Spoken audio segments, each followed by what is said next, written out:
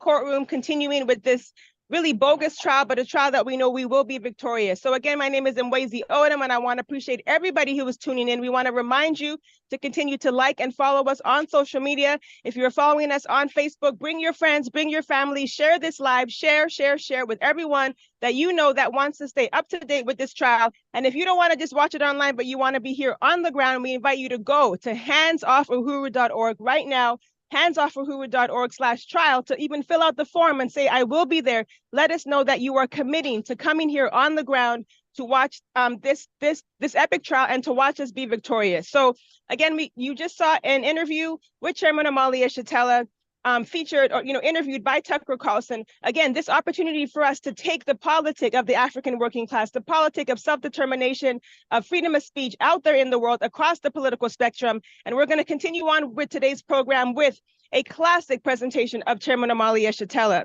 This is a presentation of the chairman on January 24th, 2019, where Chairman Amalia Shatella, at the request of the organizers, participated in a debate at the historic Oxford Union. Located in the United Kingdom, Oxford Union is one of the oldest debating unions in the world. In this video, we see Chairman Amalia Shatella as he debates African neo-colonial diplomats and even former heads of states around the question, should Africa form a closer union? In this presentation, which has been seen by tens of millions of Africans and others from around the world, the chairman clearly and succinctly puts forward the theory of African internationalism and calls for the revolutionary unity of Africa and African people, rousing the audience and giving a clear evidence of the chairman's role as the leader of the African nation and the international African revolution. So let's go ahead and roll that clip of the Oxford debate. Uhuru. We have to be able to break out of this, but it's going to take revolution in order to do this. African revolution.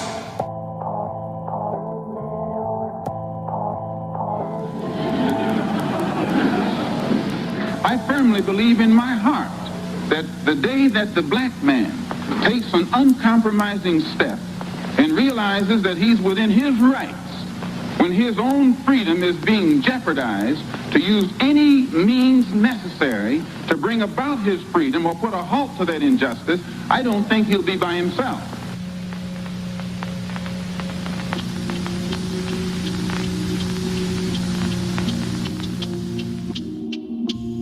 On December 4th, 2018, the Oxford Union invited Chairman Amalia Shatella to participate in the Oxford debates. The invitation read, "Dear Mr. Yeshatella, I hope this email finds you well. I am writing to extend an invitation to speak at the Oxford Union in our forthcoming term. Founded in 1823, the Oxford Union is the largest society at the University of Oxford and one of the most famous student societies in the world. In the past, we have hosted visits ranging from US Presidents Reagan, Nixon, and Carter to Morgan Freeman and Malcolm X. Moreover, we are famous for debating the most important and pressing issues of the day, from a liberty and security debate last year to the King and Country debate of 1933. We would love for you to be a part of this tradition and speak on the motion, this House believes the left must reclaim populism. With a lifetime of fighting for freedom for African people, you are a globally inspiring champion for racial equality and socialism. Your vision has been crucial to shaping the theory of African internationalism and indeed the socialist movement worldwide. This timely debate would be hugely benefited by your irreplaceable perspective and input. The topic would later change to, should this House embrace an ever closer African Union? And the debate was themed, the Africa Debate. It's because of young Africans right here in Ferguson who stood up.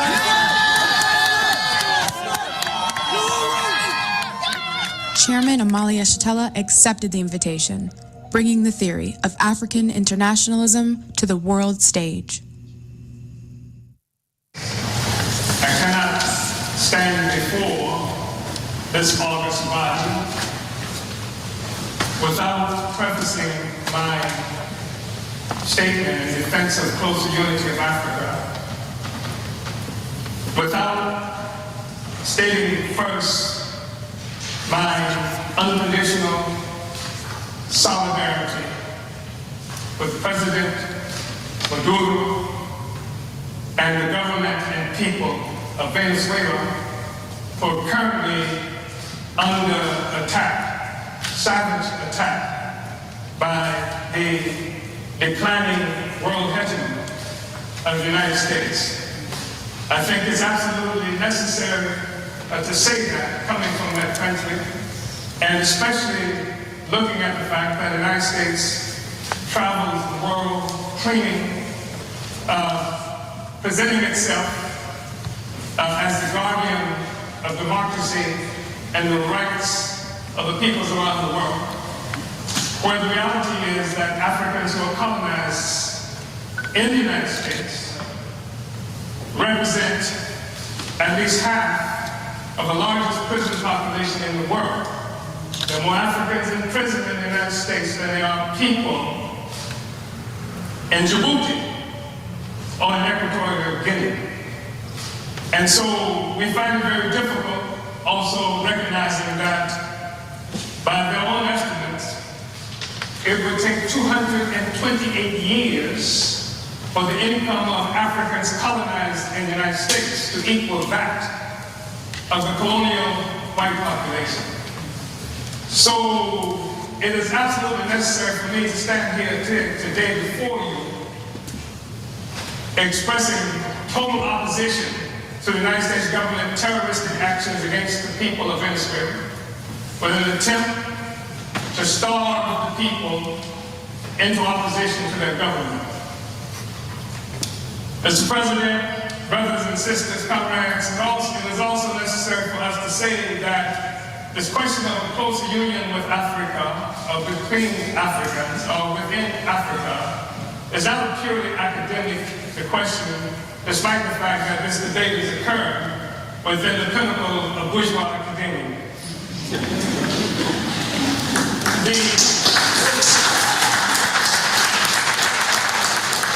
That there is a natural, historical inclination for Africa and African people to be united, which is one of the reasons I am here today. The truth of the matter is that this discussion about the unity of Africa, union of Africans, started much earlier than any incursion, as it might be characterized, of China or the Trump administration into Africa. Reality is that Africa came under assault some 600 years ago when Portugal first came and captured African people and initiated the process that would begin capitalism and would establish and consolidate the identity of Europeans in the world. It is a reality that capitalism rests upon a foundation of African slavery. Africans were first capital. And in order for this to occur and to last, it was absolutely necessary to keep African people divided so that we could not resist this horrible incursion on Africa that continues up to now. I think it's important to be able to say that. I think that we have to say that we've seen example after example by African people to unite. We've seen what used to be warring tribes in this geographical terrain that we occupy at this moment, able to achieve a sense of sameness that people refer to as nations, founded on a common economy that came from slavery and colonialism. This is the basis of the unity that we seek.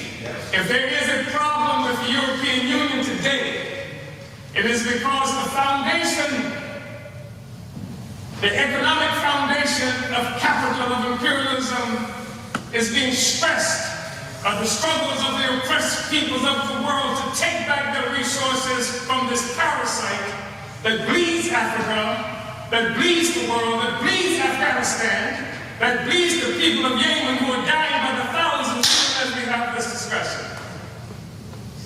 This is the basis of a Brexit. It can't stand together anymore because the host is rejecting the parasite. And it's creating crisis throughout Europe. this world. I think it's necessary, brothers and sisters, to say that there has been a natural trajectory of African people for closer union.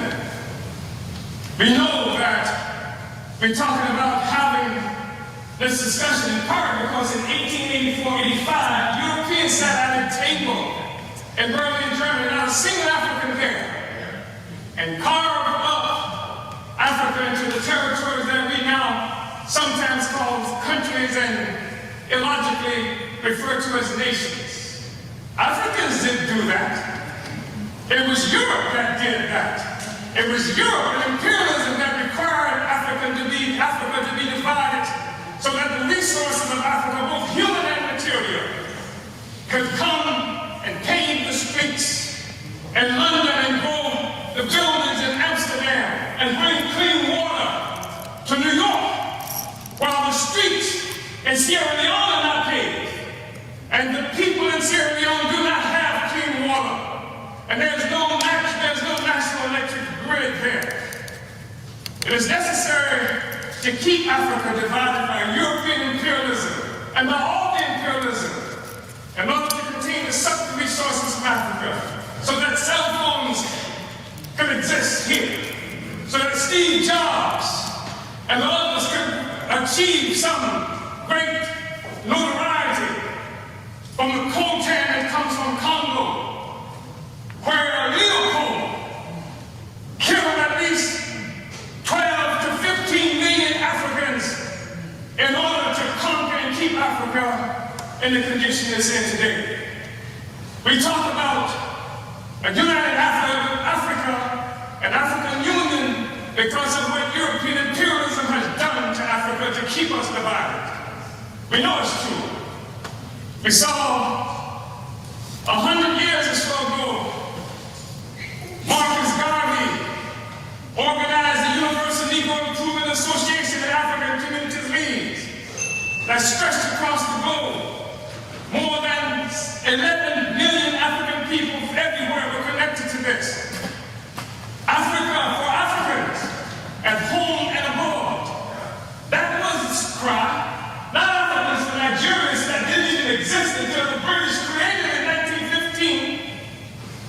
And Flora Shaw, the mistress who would become the wife of Frederick Lugard, came up with the name Nigeria. Not this false national consciousness that has been imposed on Africans around the world. So when the Portuguese found shrimp on West Africa and then named it for the Portuguese word for shrimp, Cameroon, it is not true that they are shrimp despite the fact that the people call themselves Cameroonians today. It is a false national consciousness. A false national consciousness that created the American Negro, that created the Black Brit, the Afro-Swede. We are one Africa, one nation, and we must have a close union. But in order for that to happen, it has to be a revolutionary union. The Organization of African Union, created on May 25th, 1963 in Addis Ababa, Ethiopia, was part of an effort to circumvent efforts by Kwame Nkrumah to build a single union of African states, and instead becoming an organization of African Union that codified the colonial borders that were created by Europe in 1884-85. We have to be able to break out of this, but it's going to take revolution in order to do this. African revolution in order to do this. African revolution that will destroy imperialism and the world economy that's responsible for the growing evisceration of the masses of people around the world. Uhuru.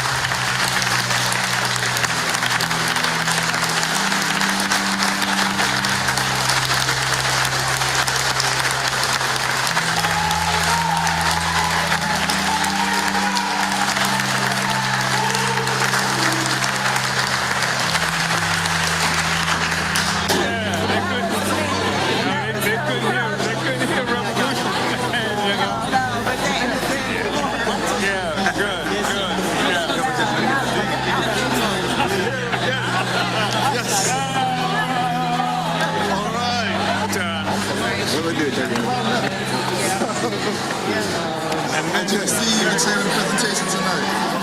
Well, it was quite informative, as usual, on point.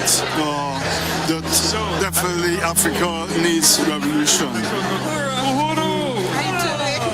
How are you? So good to see you. How do you feel about tonight? Five the list, you hear me? They ain't ready for revolution, you know what I mean? They don't even want to address the question.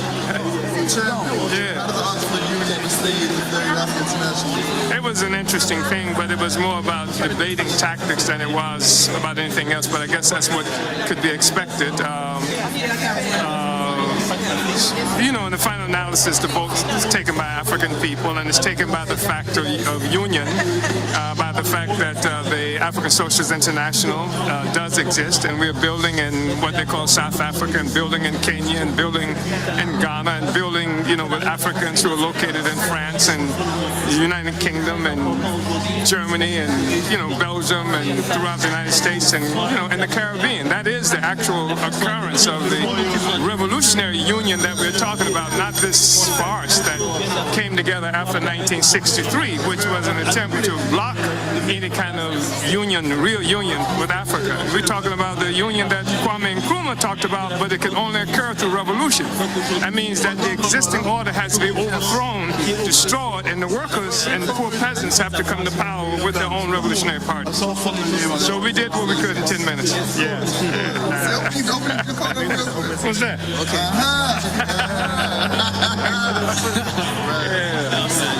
Actually, the debate was very inspiring in terms of history, in terms of culture, but also in terms of the challenges that are spreading the people of Africa across the Africa. I really enjoyed the quality of the debate and both the argument of the opposition and those who won an ever closer union. It was beautiful. I think it was a wonderful presentation. I think that what I especially enjoyed was the emphasis on the necessity of socialism as well as African unity. So it cannot just be, you know, a capitalist united system. It has to be socialist. I was awestruck by the chairman's presentation, his argument and his address today.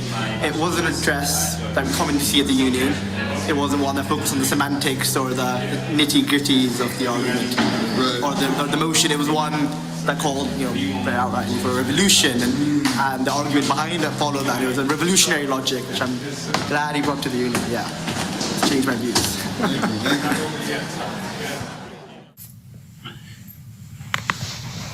Uhuru, comrades, Uhuru brothers and sisters, I'm Loizi Kinshasa, the African Socialist International Secretary General. I would just like to talk quickly about the implication, the significance of historical Chairman Omali's stellar presentation at Oxford Union. So Chairman Omali's stellar presentation at the Oxford Union on the 24th of January was the voice of the African working class in alliance with poor peasants and all honest forces opposed to world's parasitic capitalist system against the white bourgeoisie and its ally of the African petty bourgeoisie. It was a war of ideas. That's what we saw.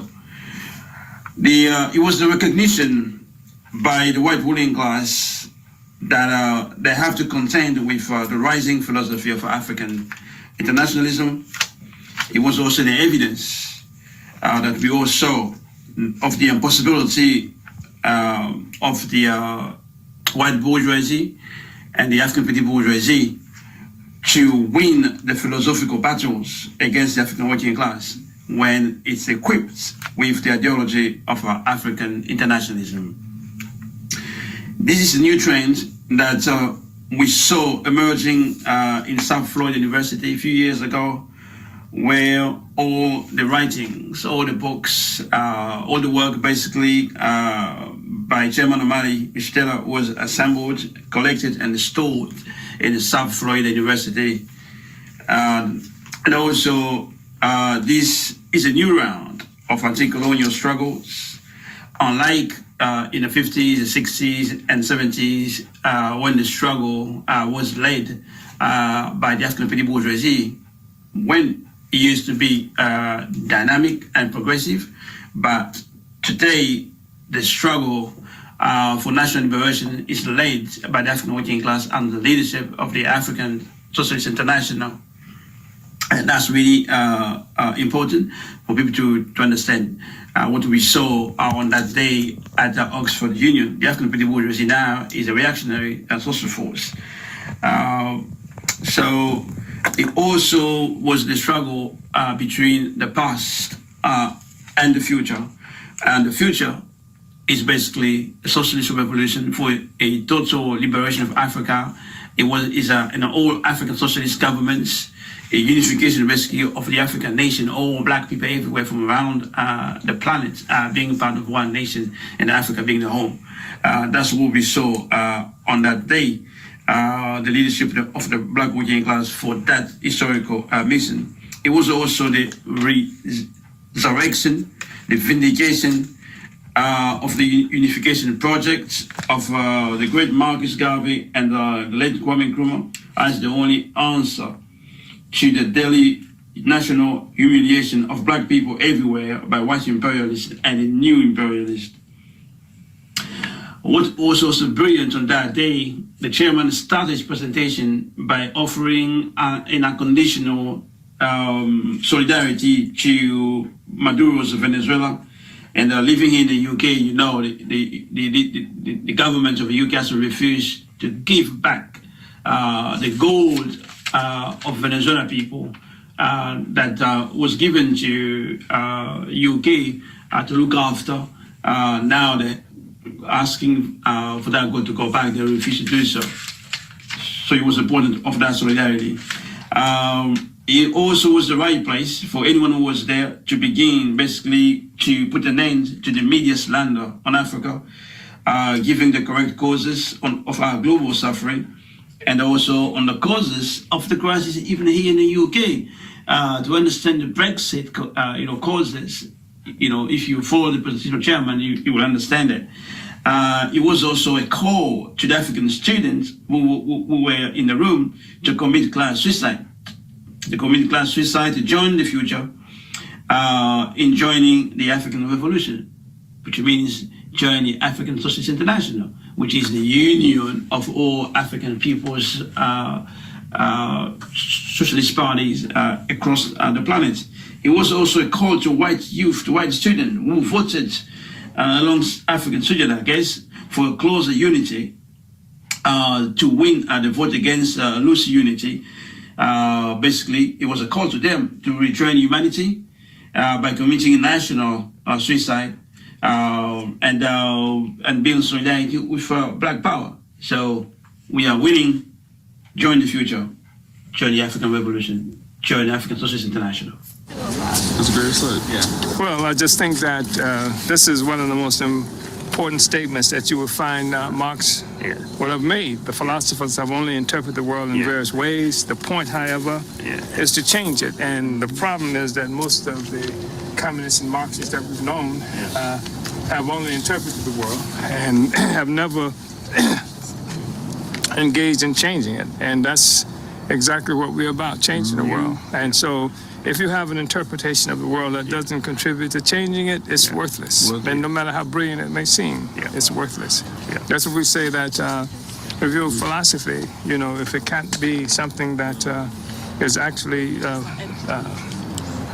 made material in the real world, it's worthless. That's just what distinguishes African internationalism, African People's Socialist Party. Uhuru. Yeah. Unity of theory and practice. Unity of theory and practice. Yes.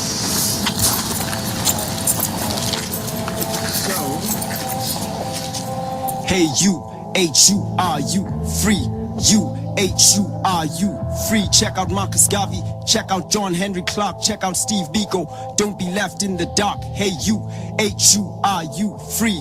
You, H-U-R-U, free. Check out Omali Yeshitela, Rap Brown, Malcolm X, Robert Sobukwe, Che Guevara, and Penny Hess. Africa, my beginning and my ending. About to show you what we are before European expansion. Look man, I'm RPG, I don't front. I pick up a brick if I'm gonna yell that any puppet president run. White power in blackface, got us filling up prisons. Call it SA or Azania, but a black government this isn't. To stick a black man, the pigs need no reason. Black sell out, sold their souls to neo-colonialism. Hence, we gotta try, hence we gotta fight for the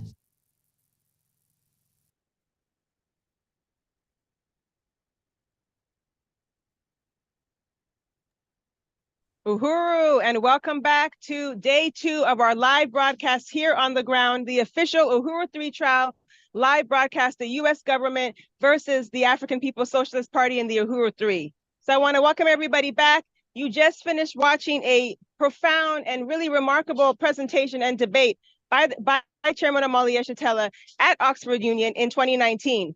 And here we are, comrades, continuing with today's broadcast. Just want to remind everybody to follow and like us on social media, Facebook, YouTube. You can find us at handsoffuhuru.org to find more information about how to track us, and also for more, live updates. If you want to be here on the ground in Tampa, Florida, we invite you to, again, go to our website and click that large green button that says, I will attend the trial. Sign up, send us your dates. Even if you're not sure, let us know that you think you can be here so we can have reinforcements on the way. We have dozens and dozens of organizations and individuals that have made their way across the country to help forward this fight back in the courtroom and on the streets, doing outreach, and we want you all to be a part of this process. So next up on our segment, we're going to continue to sum up the significance of the work of the APSP's main organization, the International People's Democratic Uhuru Movement. INPDUM was established in 1991 to fight for the democratic rights of African people and raises up the important demands such as Black community control of the police, Black community control of schools, and Black community control of housing. We opened up this segment yesterday with part 1 of the Black People's Grand Jury, the African communities and the Black Power response to the murder of young brother Mike Brown, an African who was killed in in Ferguson, Missouri in 2009. Today, we bring you part of the Black People's Grand Jury, where we will continue to hear powerful testimony from community members who detailed the abusive relationship that is imposed on the African community of St. Louis and Ferguson, Missouri. So, by the state in the form of the colonial police. So, Uhuru comrades, I want to bring you this continuation of part 2 of the Black People's Grand Jury. Uhuru.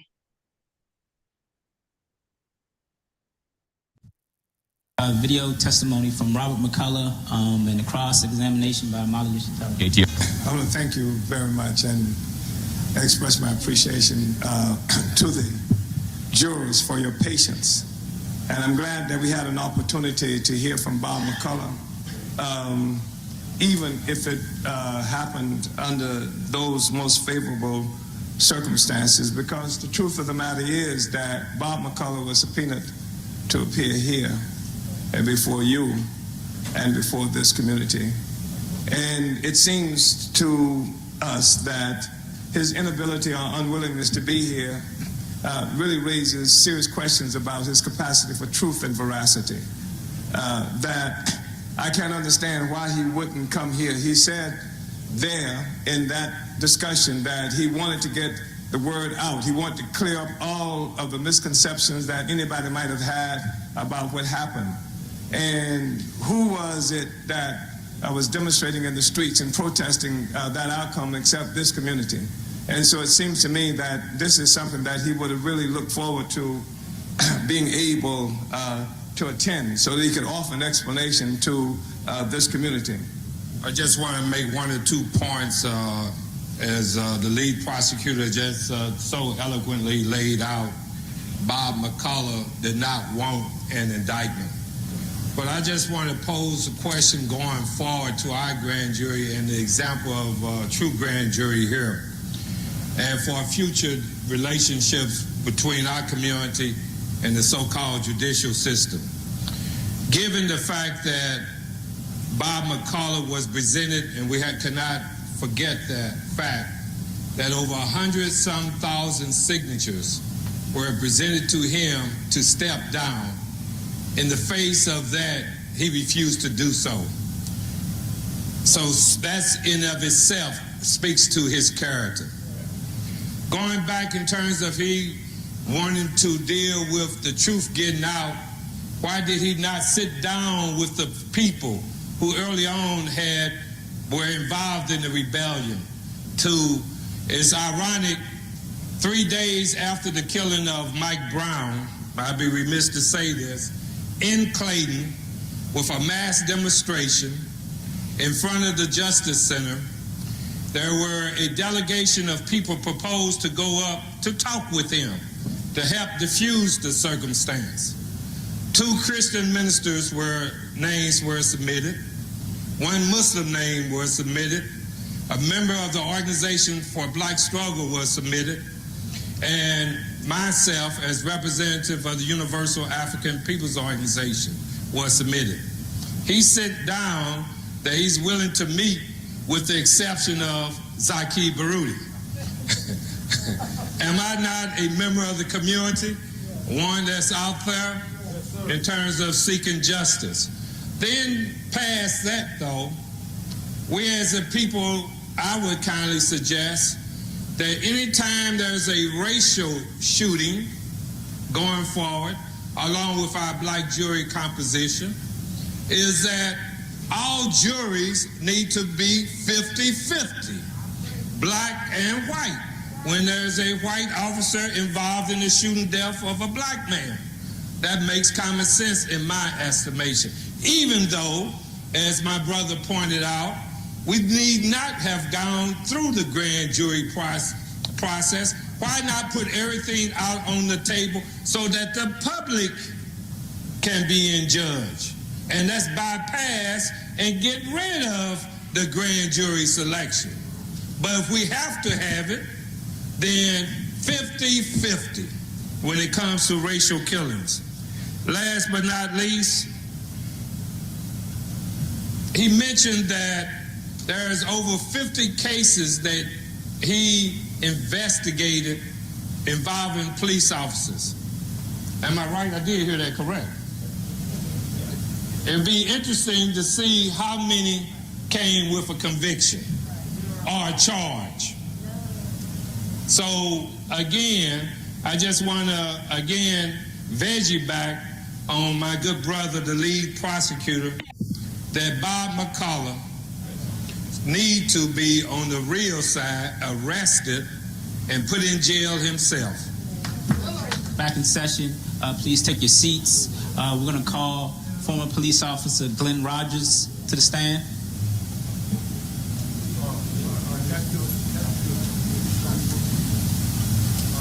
We ask that you remain standing and put your right hand up. Be sworn in.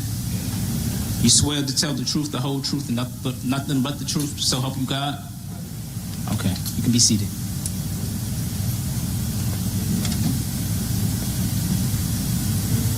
Glenn Rogers. Okay. And could you tell us your address? Where you from? Where you from? I'm on O'Fallon, Illinois. Okay, great. And what's your occupation? I'm in marketing. I'm also a minister. Okay. And you were a former police officer? Yes. Okay. How long? 22 years.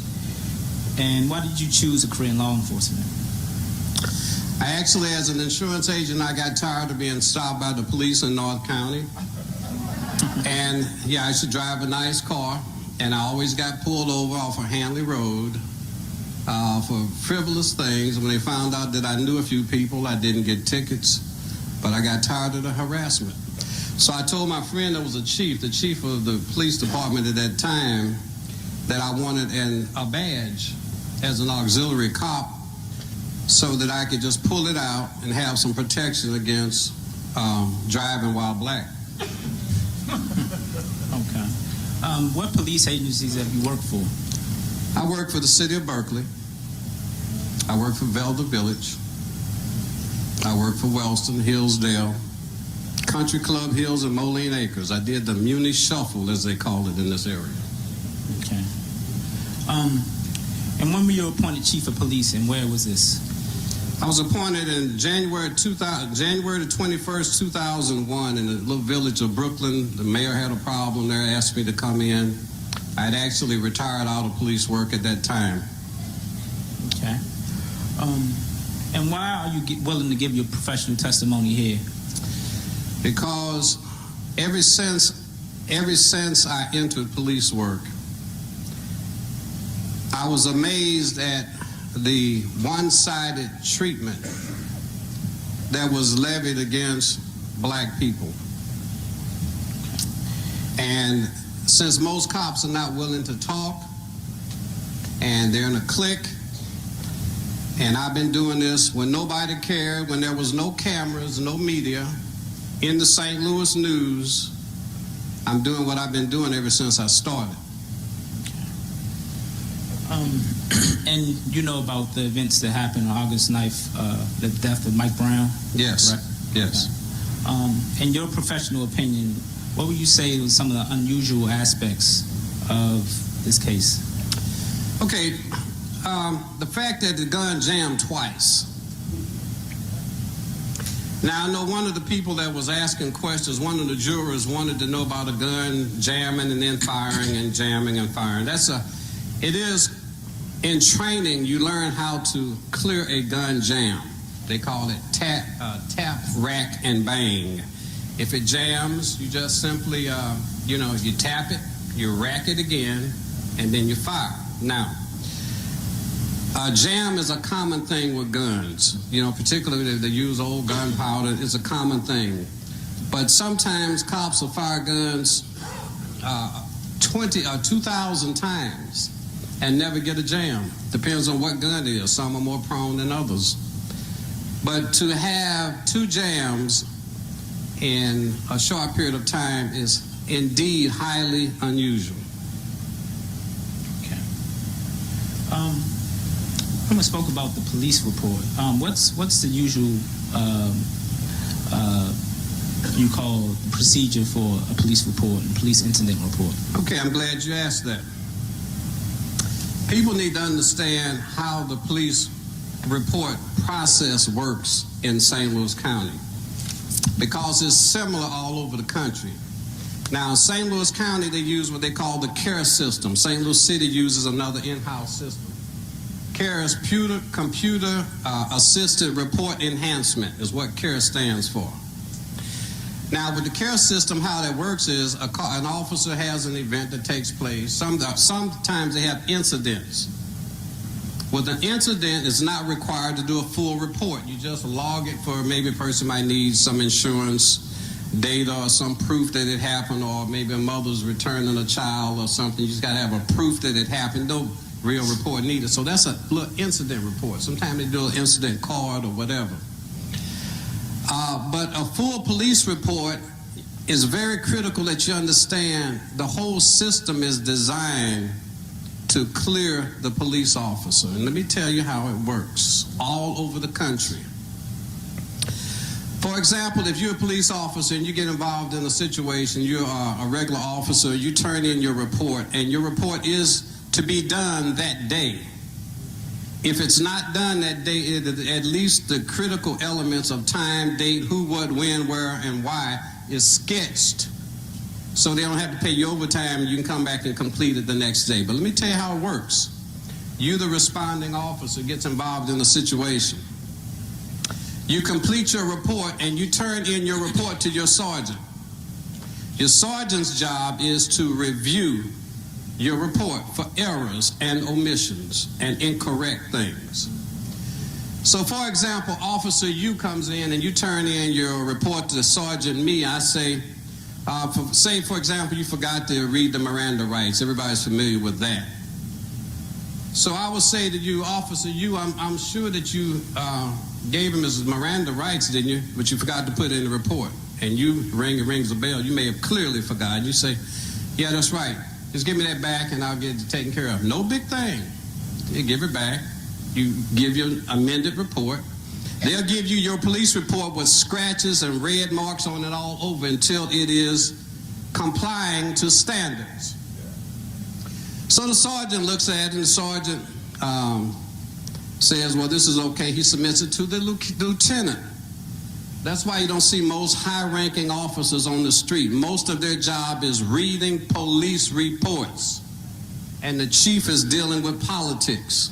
So the lieutenant looks at it. He's been there longer than the sergeant. That's why he's a lieutenant, normally. And so he says, with his deeper critique and more experience with the courts, he says, well, I see there was a juvenile sitting there in the booking room. He tells the sergeant, you need to get this back to the officer because he needs to do something about this part of the report. You can't have a juvenile sitting there in there with the adults. So he kicks it back.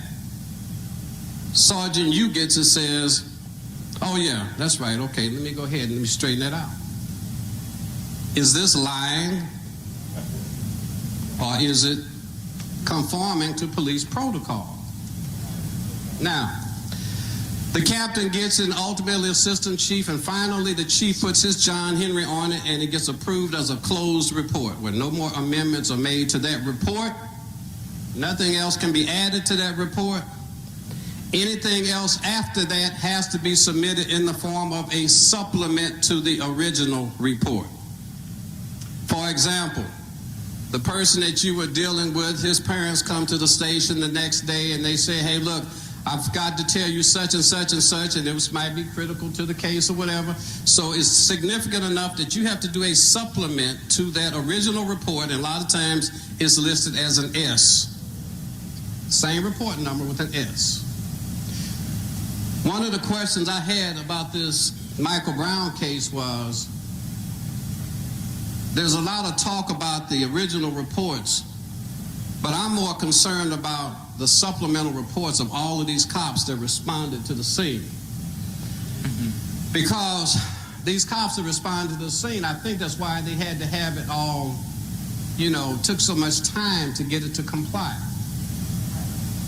Because at that point, you've got a lot of different people, and you can't have contradictions if you understand how it works. I see that we have been tasked with looking at first or second degree murder only. My question is, even if this were a legal, they're white folks, grand jury, are we far reaching and not seeking manslaughter? Because at least if we go after manslaughter, we can kind of play their game and get some stuff, get some of those lesser charges. May not be what we want specifically, but at least there will be some time served. Because of that use, what is it, the police force, excessive force thing? Because of the way that's worded, and you said if the police officer feels, his feelings can say his use of force was justified. If he says that your actions were consistent, for example, if you move your body in a way that's consistent with a person that would move their body to get a gun, that could be justifiable. But right now, when it comes to the Darren Wilson case, you can't do anything but hope that they will reconvene another grand jury. And then on top of that, again, just because this is his saying, we also, put forward evidence to say that he had no fear for his life. You got to look at the evidence as a whole. And like probable cause, again, is a very low standard. This is not a trial where you have to beyond a reasonable doubt. From a probable cause standard, where a reasonable, prudent person would believe that Darren Wilson committed a crime. And that's the standard you'd be looking at. So from that point of view, and we'll get into all that at the end of the instructions at the end, but from that point of view, we feel that the manslaughter is not enough. First degree. Listening to Robert McCullough, he complained that there was so much conflicting testimony around the same questions in his explanation for the grand jury's determination not to indict Darren Wilson. So they had to rely, he said, on forensic evidence. And there was nothing that Robert McCullough said that was essentially different from what was just said now by this forensic pathologist. The difference being, of course, interpretation and the need for McCullough to explain away the murder of Mike Brown and to exonerate Darren Wilson. The whole discussion, much of being made of by media, by law, quote unquote, law enforcement forces, that there might have been blood in the car. Darren Wilson himself testified having fired at least one round. the forensic pathologist just now saying that part of Mike Brown's thumb was missing, having been shot. And in fact, there was evidence that that shot happened at the car itself, which would explain if there were blood splatter or anything like that, if in fact there were some evidence of Brown's presence in the car. That would obviously be an explanation.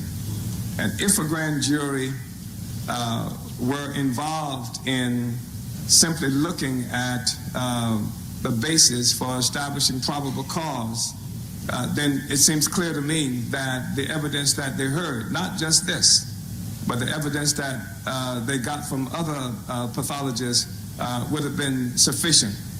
However, it seems clear that McCullough and his prosecutors had a goal of interpreting that forensic evidence in a fashion that would make Mike Brown responsible for his own death, as opposed to Darren Wilson. I think that's really crucial, and I think that any rational group of people listening to that, any group of people from this community listening to that, would have found it obscenely arrogant and totally disdainful of black common sense to say that a man who has already been shot, chased by police, why would you run in the first place from somebody shooting at you and then suddenly turn around and then charge them? It seems clear that the forensic evidence supports the testimony of everybody else that said that Mike Brown was murdered by Darren Wilson on August 9th, 2014.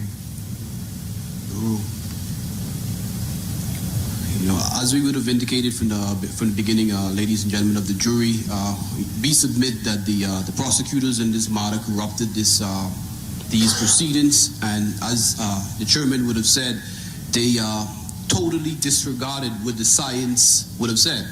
The science said that this would have happened a particular way, and they put their own twist on the science. So, but these are the things that we would want you to deliberate on and to come to a proper decision. Is there any more questions or comments from the jury? The jury is satisfied with that evidence? We're going to move on, continue with the block grand jury proceedings, ladies and gentlemen. The next testimony that we will be hearing is from St. Louis County Prosecuting Attorney Robert McCulloch.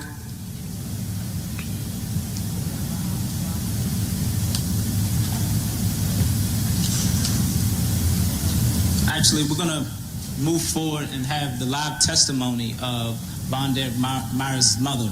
We're going to ask her to come up and be sworn in. Great. You can remain standing and put your right hand up. You swear to tell the truth, the whole truth, and nothing but the truth, so help you God? Okay, you may be seated. So no cop came to us. We was hearing the story from witnesses and people that was standing out there and other family members. And it was said that Von Derek was in the store with his friends and he was buying a sandwich. They got out the store. He split the sandwich with the friends that was out there. They proceeded to go to another friend's house. And when this cop came, he shot my son 7 times from the back. One of the bullets hit him in the femur, which is the largest thigh bone in your body. Von Derek was then on the ground begging and pleading for his life, asking this cop, why is he doing this to him?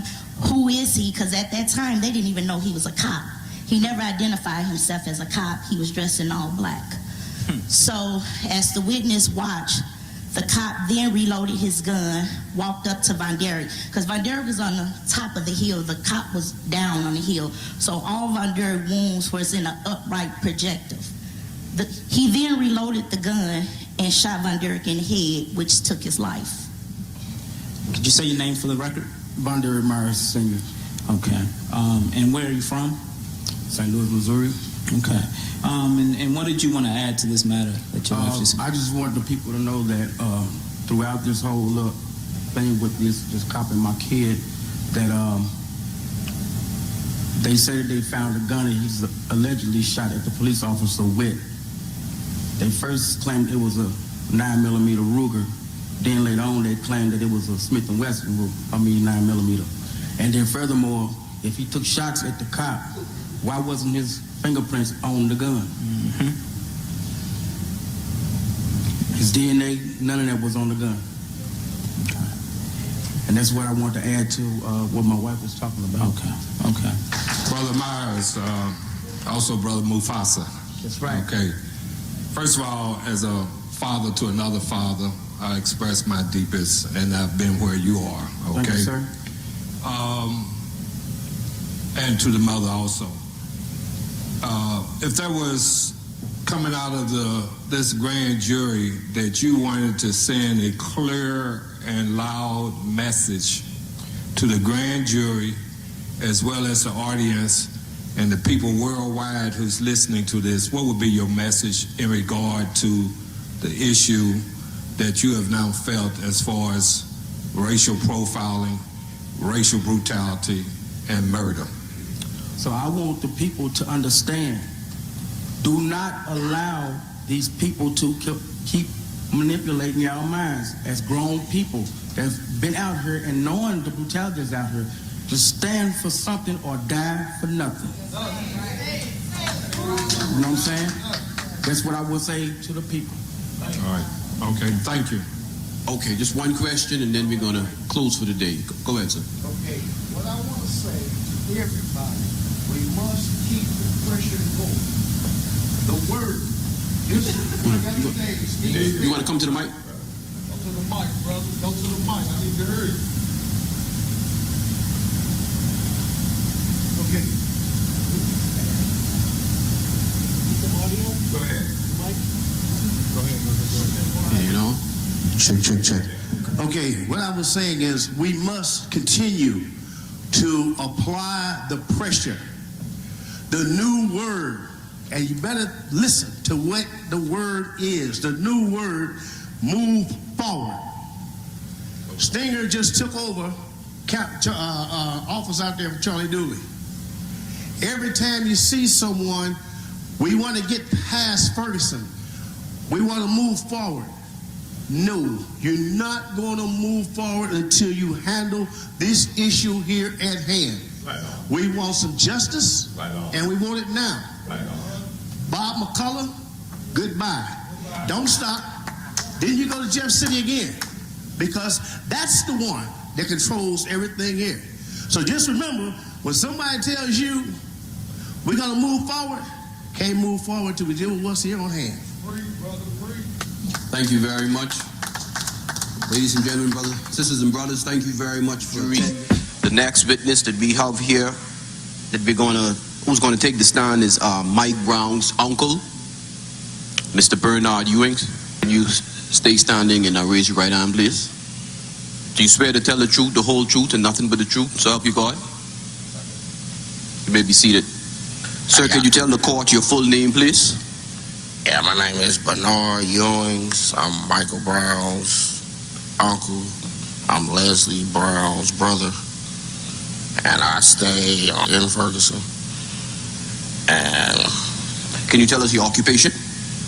I work with mentally and/or physically challenged adults. So you said the deceased Mike Brown, that's your nephew? Yeah, that's my nephew. And the whole summer I was basically with him every day other than when I was at work. But I worked like 70 hours a week because he was over my mother's house, which stays in Northwood Apartments, that's on Canfield Drive. And when was the last time, if you can recall, that you saw Mike Brown? The night before. I seen him the day before he was killed, which was August 8th. And I had came home from work because I do overnights also. and I stopped by my mother's house because I was moving that day. And I came to my mother's house, but she wasn't there. No one was there. And I was getting some things ready, and my girlfriend was coming with a truck to help me move. And my mother and sister arrived, and they said they just had seen Michael Brown up the street. And I was getting in my car because I was headed to work, and I was going to ask them to help me move because my girlfriend was bringing a truck. And as I was pulling out Northwind Apartments on the Canfield, I seen my girlfriend running down Canfield screaming, calling my name. And at first I ain't recognize her because I was expecting her to come in the truck. Then I looked again and I seen her. Then I asked her what was wrong, and she was crying. And she was like, Mike daddy up the street. And I pulled up the street, and it was one police car with the tape out, and one paramedic, and like two people on this side of the apartments, and two people on that side. And I walked under the tape, and I was walking towards him, and I seen him laying down, face down like this, and blood coming out, flowing this way. And I was like, I was calling. I was like, where is friend at? Named Vyron. They was always together. And then I was like, who did this? Who did this? And they was like, a cop did this. I was like, a cop did this? Where the cop at? And they was like, he ran off. And as I was looking at the scene, then only Caucasian people that there were the cop police officers and the paramedic. And it was like about 4 to 5 people on each side because it's apartments on both sides of the street. And when I got up there, I was like one of the top 10 people to get up there. So I don't know where Mr. McCullough got 60 witnesses from. And witness number 40, it definitely was no white woman up there. Some Caucasian people came later. They were cameramen and other police officers and other paramedics. But then after we got up there, then my mom and them came up there, more police came and they roped it off. And the whole time they left his body laying out there. The police were making racial slurs towards the people, laughing at the situation. And then you could see what happened based on the evidence. Like if West Florissant was up here, down there where the initial contact came, you could see my nephew hat was laying right in the middle of the road. Then back towards, away from West Florissant, about 5 yards down was his flip-flops, right in the middle of the road. Then farther down, another 10 yards was his body. But his body was turned back facing West Florissant. That's when he turned around. And they saying that my nephew rushed Officer Darren Wilson. When I got up there, I looked clearly because the tape they kept pushing the tape back further and further. I walked right up on my nephew. It wasn't no blood behind him. All the blood was where he was laying, coming out his head area, flowing back towards West Florissant. And when the chief of police, he clearly on TV saying Darren Wilson knew nothing of a robbery call. But now Darren Wilson's whole basis was, hey, I got a call and he fit the description. And let's be honest, he didn't say get out the street. He said get the fuck out the street. And he also ran over my nephew's foot, but they never did an autopsy on to see if he had a foot contusion. That's what my nephew said to him. And he did not peacefully turn back around. You can still today see the tire marks where he screeched his tires out trying to bustle you to get back to them. And when they had him left out there for 4.5, 5 hours, as the police were making racial slurs and causing commotion, All we was asking him was get his body out the street. I begged and pleaded with several officers. Talked to them calm, cool professionals. That they say, oh, we gotta take pictures, it's an investigation. But I look around, why nobody taking pictures? Everybody standing up there talking. You know, and then at the end, it was like 10 police on this side, 10 police on that side. And they had a long, like, cover, like 10 yards long on both sides, and my nephew landed in the middle. And they walked right up to him, and all of them held them covers up real high. I guess so somebody couldn't see what they doing. I assume that's when they put the blood behind them, if they got pictures of it. Because there wasn't no blood behind him. Like if the witness say he turned around and charged another 25 to 30 feet at Darren Wilson after he was already shot, it would be at least a droplet of blood behind him. And also, when the chief of police got there, and he claimed Darren Wilson was still there. No, he was not. And when he took Darren Wilson's statement, he did not record it or write it down. And then when he let the county take over, the county investigator talked to Darren Wilson, he did not record his statement or write it down. Now, if I got in trouble with the police and I'm in the evidence room, what they gonna do? Record my statement. They let Darren Wilson put his own gun in the evidence thing and wash the blood from his hands.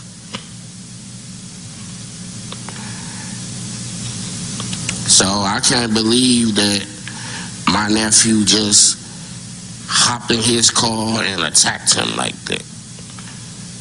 And he talking about he had the strength of Hulk Hogan and he was like a 5-year-old. Well, how did you wrestle the gun back from my nephew? Because you claim my nephew had the gun from you. Now, I ain't strong as Hulk Hogan, but if a 5-year-old, if I took a gun from a 5-year-old, they couldn't get it back from me. I'm sorry. And if Hulk Hogan punched me, now Hulk Hogan's supposed to be on this side of me. How did I get a little paper cut on this side? But he punched me as hard as he could to the point where he thought he was going to knock me out. And then also, when he said the initial contact when they had the altercation, I don't think my nephew reached for his gun. I think he had his gun out and my nephew put his hand up to block it. Like, what the hell are you doing? And also, when he said he didn't have time to think about getting his, well, he didn't have a taser or his flashlight or his billy club while they were in altercation. Well, after my nephew ran from you after you shot him, you had plenty of time to get your billy club, call for backup, your mace, but now you got your gun. You know why? Because you felt like you was disrespected. That's all. Just like two men in the street. One can't take a butt kicking, so they got to go get a gun. He did not do it like police work at all. And he knew it, and all the police knew it, and they just double him back around. We got him on camera saying the chief, he didn't know nothing about a robbery. But now, he had got a call about a robbery and hit my nephew fit the description. So which one is it? So that right there alone was enough to take it to trial. And I could go on and on about 100 more things. The 40 witnesses, 60 witnesses, but they didn't call me. I was in the top 10 people up there, but I didn't see what happened when it happened. But I was up there like right after it happened. But the people that was there when it happened, Mr. McCullough, he did not ask them questions about, okay, what happened? He asked them about what happened before and what happened earlier or after or what happened with their personal lives, trying to discredit them. But the other 45 to 50 people that didn't see nothing, he put on the stand and say, okay, what happened? They didn't know, but the people that did know, you didn't want to talk about that happened. You want to talk about everything else to them, like Dorian Wilson. You want to talk about the store robbery, his past, what type of person he is, but you don't want to talk about what happened, though. First you want to discredit him, then you want to ask him what happened. But then you want to ask everybody who didn't see it, just heard about it, what happened? So you could discredit them right off the bat because they didn't see it. You know, he played a shrewd game. But you're playing with people's lives. And he knew it, and everybody, the whole world knew it, man. It's clear as night day. What we gonna do about it? I know what I would like to do about it, but hey, that's one war I probably can't win by myself. But if all of us get together, we could do something about it. But we gotta get together though. You straight up. You had stated that the police was using racial slurs. What exactly do you mean by that? Giving us a middle finger, calling me. They personally called me nigga. Gave me the middle finger. Said they glad my nephew dead. Laughing at me and everything else. I already got no altercation with one of the cops. And if you were to see these police officers again, you would be able to recognize them? Yes, I would. Yes, I would. Do you know any of their names and their badge numbers? No, I don't, because they would not give me that information during that time. And can you just briefly tell us what kind of young man was your nephew? He was real smart. He was real good with computers. And he wasn't no gangbanger or no... He ain't even like to fight. I think he had like one fight his whole life. He was cool. Like, you know how big people be around you and you be like, oh, I gotta watch this big dude. But you be around him, you like, oh, he cool, you know. He with me. He wasn't no shit starter. He got along with everybody. Everybody came in contact with him, ended up being his friend. So that right there, I think what happened was Don Wilson come rolling down the street, probably ran over my nephew's foot, probably didn't. Say, get the fuck out the street. And they said something that he ain't like. What? Busted at you, got back on there, what you say? Then he probably tried to open the door and it hit my nephew, because that's what Don Wilson said. While he trying to get out, the door hit him, bounced back on him, so now he mad. And like Dorian said, he had his arm out the car window around my nephew's neck. My nephew probably was like, damn, get off me. And he got his gun out. Like, you better get back or I'll shoot. And my nephew probably like, damn, hold up. And he shot him. And then my nephew running. So Darren Wilson, you know he won arm. But then when you talking about he turned around and reached down for his waistband like he had something, he would have shot you at the car if he had something.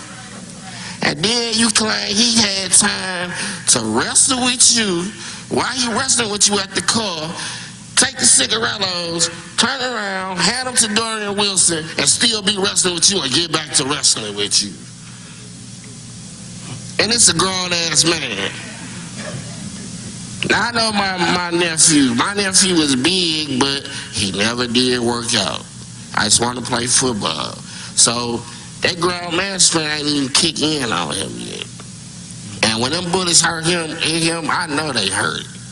Because he ain't muscular, nothing to eat one of them. Even if you muscular, a 9, come on, man. Who finna turn around and get shot 3 times with a 9 and come on and try to charge somebody, man? Like they said, he turned around saying, okay, with his hands up. But Darren Wilson, in a rage, just because he felt like he didn't get the ultimate respect of being a police officer, and this black man had the audacity to try to do him like that, I'm going to get him, I'm going to show him. And in the blind rage, he did what he did. That's it.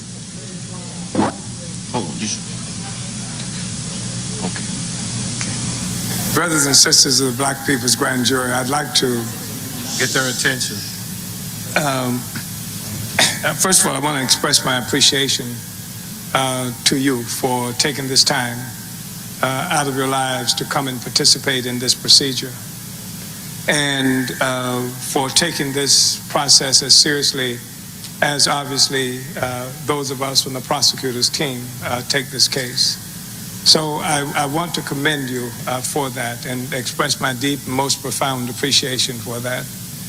And I also have to extend my appreciation to the prosecutors. one of whom, Alex Morley, lawyer who traveled here from Bahamas to participate in this process, and we're highly appreciative of that. There are some people who were clamoring, who thought that we needed a quote-unquote outside prosecutor, somebody who was not here, didn't know Darren Wilson, and didn't know Bob McCullough, anybody like that. And Alex Morley is that person, is one of those persons. And then, of course, we have with us Aaron O'Neill, who practices law in the Washington, D.C. area. And we have with us Zaki Baruti, who has earned his right to be here through a consistent struggle in the interests of our people. All of these folk who functioning as prosecutors can be recognized as somebody who struggles in the interests of our people. And I think that makes what they are offering us all the more significant. And in the situation with Alex Morley and Aaron O'Neill, obviously these are not ordinary lawyers who accept some kind of role and responsibility as officers of an oppressor state apparatus. They've come here to serve the people, and we're highly appreciative of that. I'm glad that one of the grand jurors, one of you, raised the question of other charges.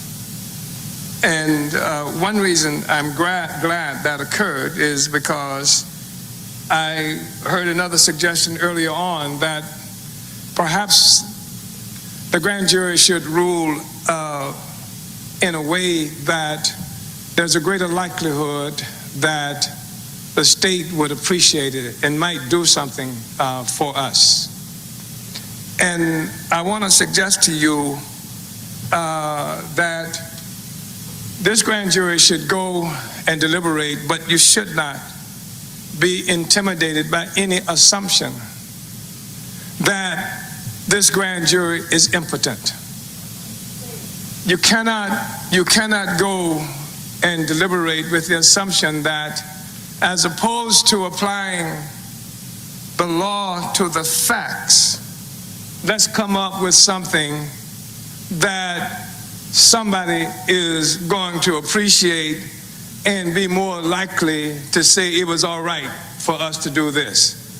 We cannot see our responsibility here with this grand jury as coming up with a solution that pleases someone. Our responsibility is to do what we saw a grand jury under the authority of St. Louis County and Robert McCullough. Under their authority, they refused to apply the law to the facts. To the facts. And what we are saying is that we are here today in part as a criticism of that process. Therefore, we cannot do less than that. We cannot do less than applying the law to the facts. The facts, we believe, we've shown here, not only through direct evidence coming from forensics pathologists, not only from testimony that we saw with video from Doran Johnson and other witnesses who saw what happened. Not only that, but what we did was show that there is a tendency, a trend, a tradition here in this county for doing what happened to Mike Brown. That Darren Wilson was not acting as an outlaw. He was not acting as a rogue cop. He was doing what police do to black people in this county. We showed that evidence right here.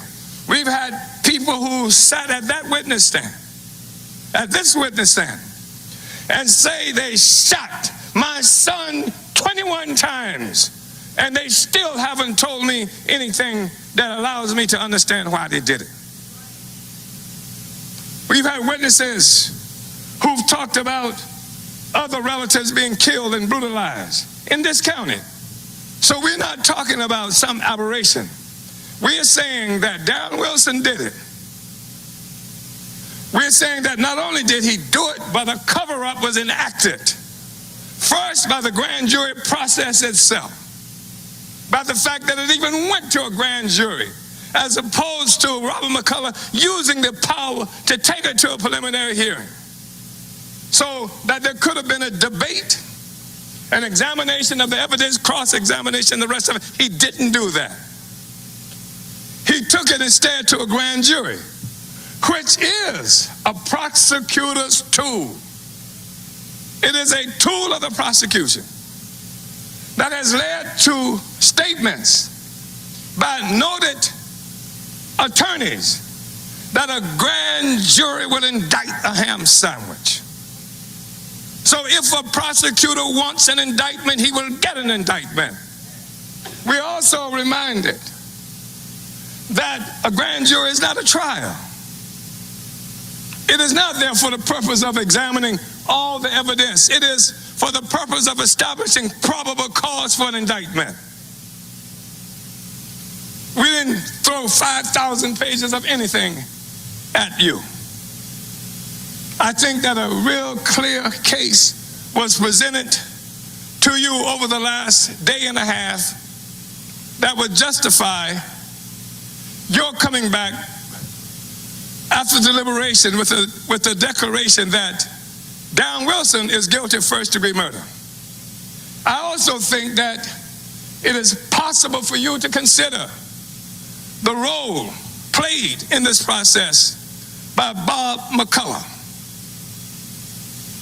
The arrogance, hypocrisy, the lying, all of which have happened in the face of what is assumed to be a black community without power to deliver consequences. Nobody does this to a community that they assume can deliver a consequence. It's based on the assumption that they can do it, and there's nothing that you can do about it. This grand jury says that is a lie, that there is something that we can do about it. You have to, in my estimation, come back with the determination that Darren Wilson is guilty, or should be rather, indicted for first-degree murder. Also, the question is, well, should we do it? I mean, if Robert McCullough had determined that Darren Wilson should have been indicted, they had the guns, they had the authority, they had the ability to go and arrest him and throw him in jail, and they could do those things.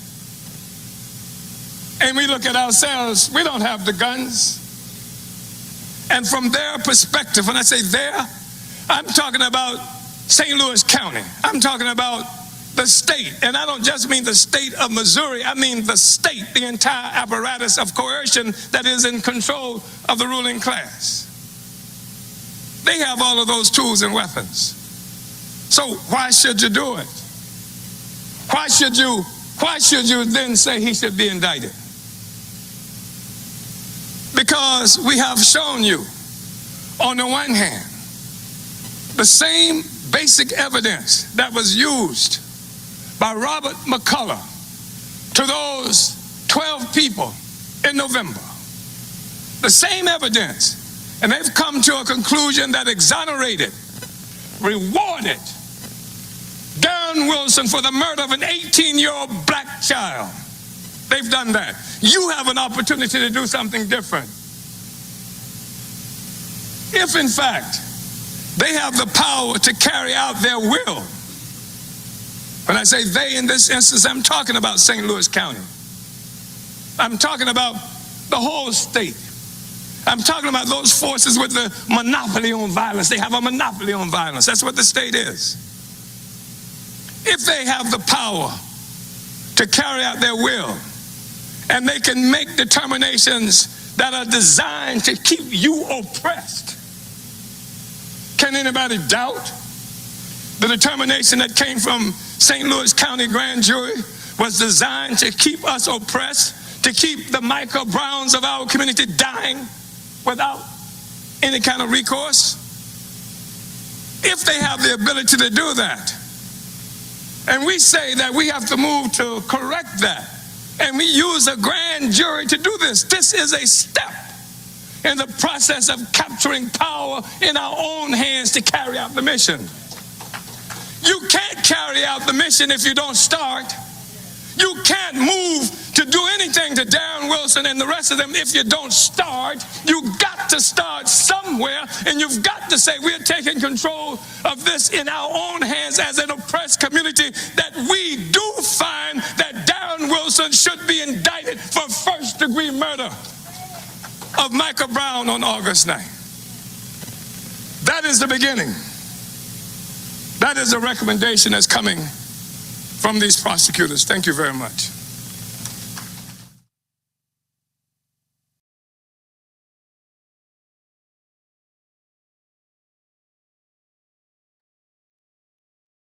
Uhuru, and welcome back to the official broadcast of the Uhuru 3 trial. My name is Mwezi Odom, here on the ground in Tampa, Florida, just steps outside of the courthouse. The Uhuru 3 are in trial. Trial is in session right now. We are packing the courthouse, packing the streets with supporters and defenders of the right to freedom of speech. We want to thank everybody for joining us on today. You are tuning in for us, with us on live on our YouTube channel, on the Burning Spear YouTube, also on our Facebook channel for Hands Off Uhuru campaign. And for more updates, please go to the website, handsoffuhuru.org, and click that green button and let us know that you want to come here on the ground to Tampa, to the trial. And if you can't be here on the ground, but you want to help remotely, you can also, on that form, let us know how you want to volunteer as a part of this fight back. So we just finished watching a really dynamic video, recapping the Black People's Grand Jury, which took place on the ground in St. Louis, Missouri, in Ferguson, following the murder of young Mike Brown in 2014. We really want to salute the comrades, the community who showed up to show what state power looks like in the hands of the African working class and self-determination. So again, comrades, we want to remind everybody that, the Uhuru 3 are on trial for these bogus acts, which we understand is nothing but an attack on pure political speech. And we want to remind people that some of the overt acts in this indictment that the FBI is, claiming that the Uhuru 3 are quote unquote guilty of are traveling and speaking, making statements, getting petitions signed. And here we are, we're going to move to another part of our program today to give you a glimpse of the work of what it takes for someone like Chairman Omali Yeshitela, why he travels, why we have to continue to push and put the struggle out about the struggle for self-determination, the struggle for pushing for democratic rights. You're going to learn here about some of the work of the comrades of NPDM, the International People's Democratic Uhuru Movement, on the ground in Sierra Leone. Just last year in 2023, in November, was the 15th annual Black People's March. This Black People's March generally takes place in Washington, D.C., and last year we saw an international response to the Black People's March taking place. So we're going to take a look at the video of the community members and organizers on the ground in Sierra Leone who led an 8-mile march and rally from Tagwin community all the way to the Freedom International Airport in Sierra Leone. These comrades were making the demand to drop the charges. They were saying, hands off Uhuru, hands off Chairman Omali Yeshitela. And we're going to take a look at what the U.S. is charging Chairman Omali Yeshitela of doing, of traveling. And these are the results and the consequences of pushing forward the African revolution. So let's roll that clip. Uhuru.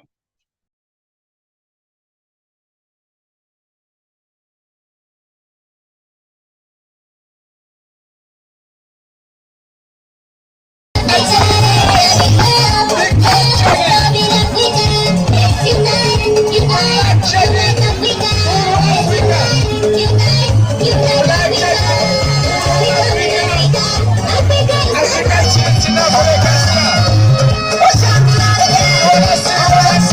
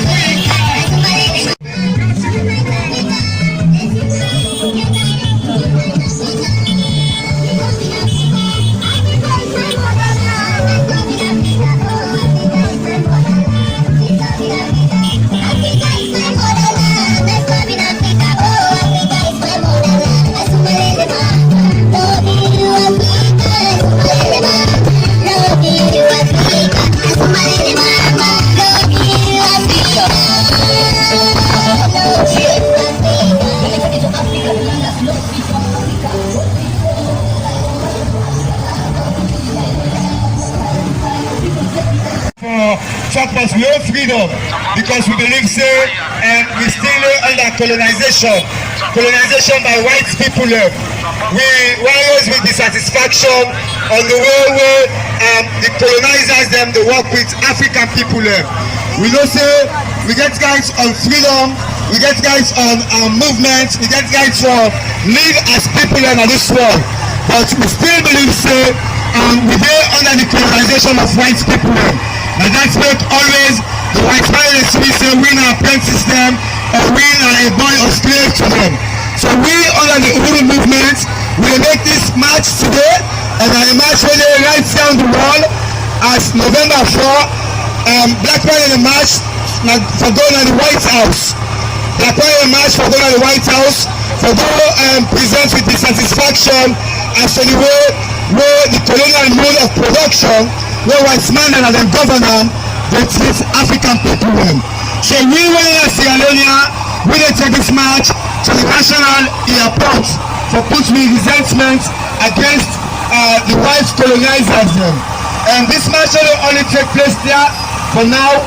It will also take place in South Africa, inside Pretoria. It will take place in Liberia, inside Monrovia. It will take place in America, inside Washington DC. It will take place in Europe, inside Britain, and all over the world. So if we can also today the people and for make una know say we as black people we still continue to unite despite the fact that white man colonize we, they put we into lock and chain inside cell, then divide we, put borders around we, and for see themselves as Sierra Leonean, somebody don't agree for see themselves as Guinean, or somebody don't Liberia for see themselves as Liberian. Despite the fact that we are all Africans.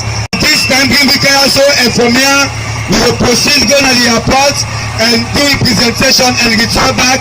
As you see, we don't speaking them, we always people them, we don't young boy them and young girl them for present with dissatisfaction into the colonial mode of production. So Mr. DJ, you will do the Uhuru song.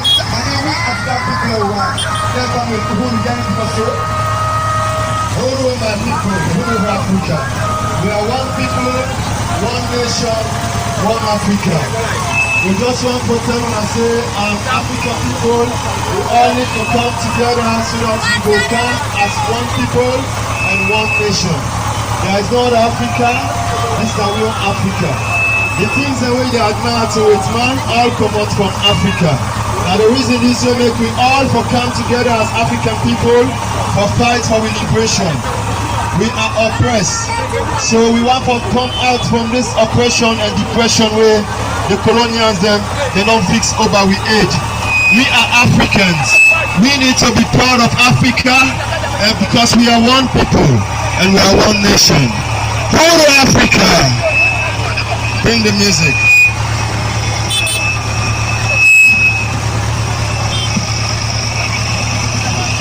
Right, is that what I'm saying?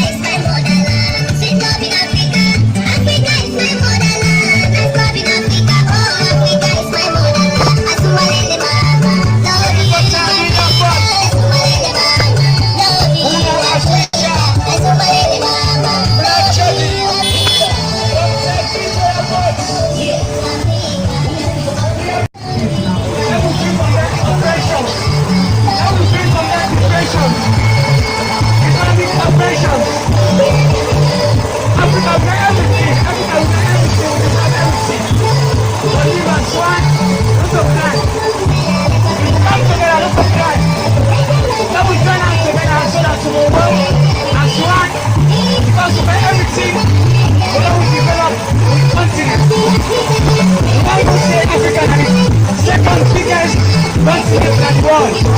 That's not the way we have. That's not the way God is leading me. We got all potential. We got all potential. We got all resources. In them there. God bless you a lot. So Africa, we all need a unity. And this economic Australia, we can talk to all African man, all black man, right across Nigeria, Ghana, Nigeria, Togo, Senegal, Nigeria, Libya, all over the world. You know you want to say you're black, you know you're born a black, you come up from Africa, Ghana, so you don't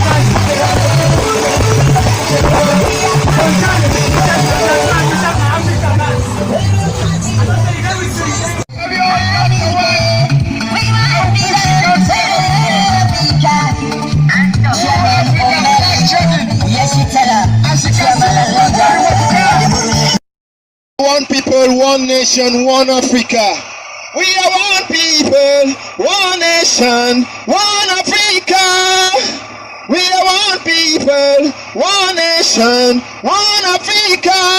Oh, Africa. Oh, oh, Africa. Oh, oh, we are one people, one nation, one Africa. Yes, we are one people, one nation, one Africa. And we are here today to celebrate the Black People March, the 15th year. Want to be free.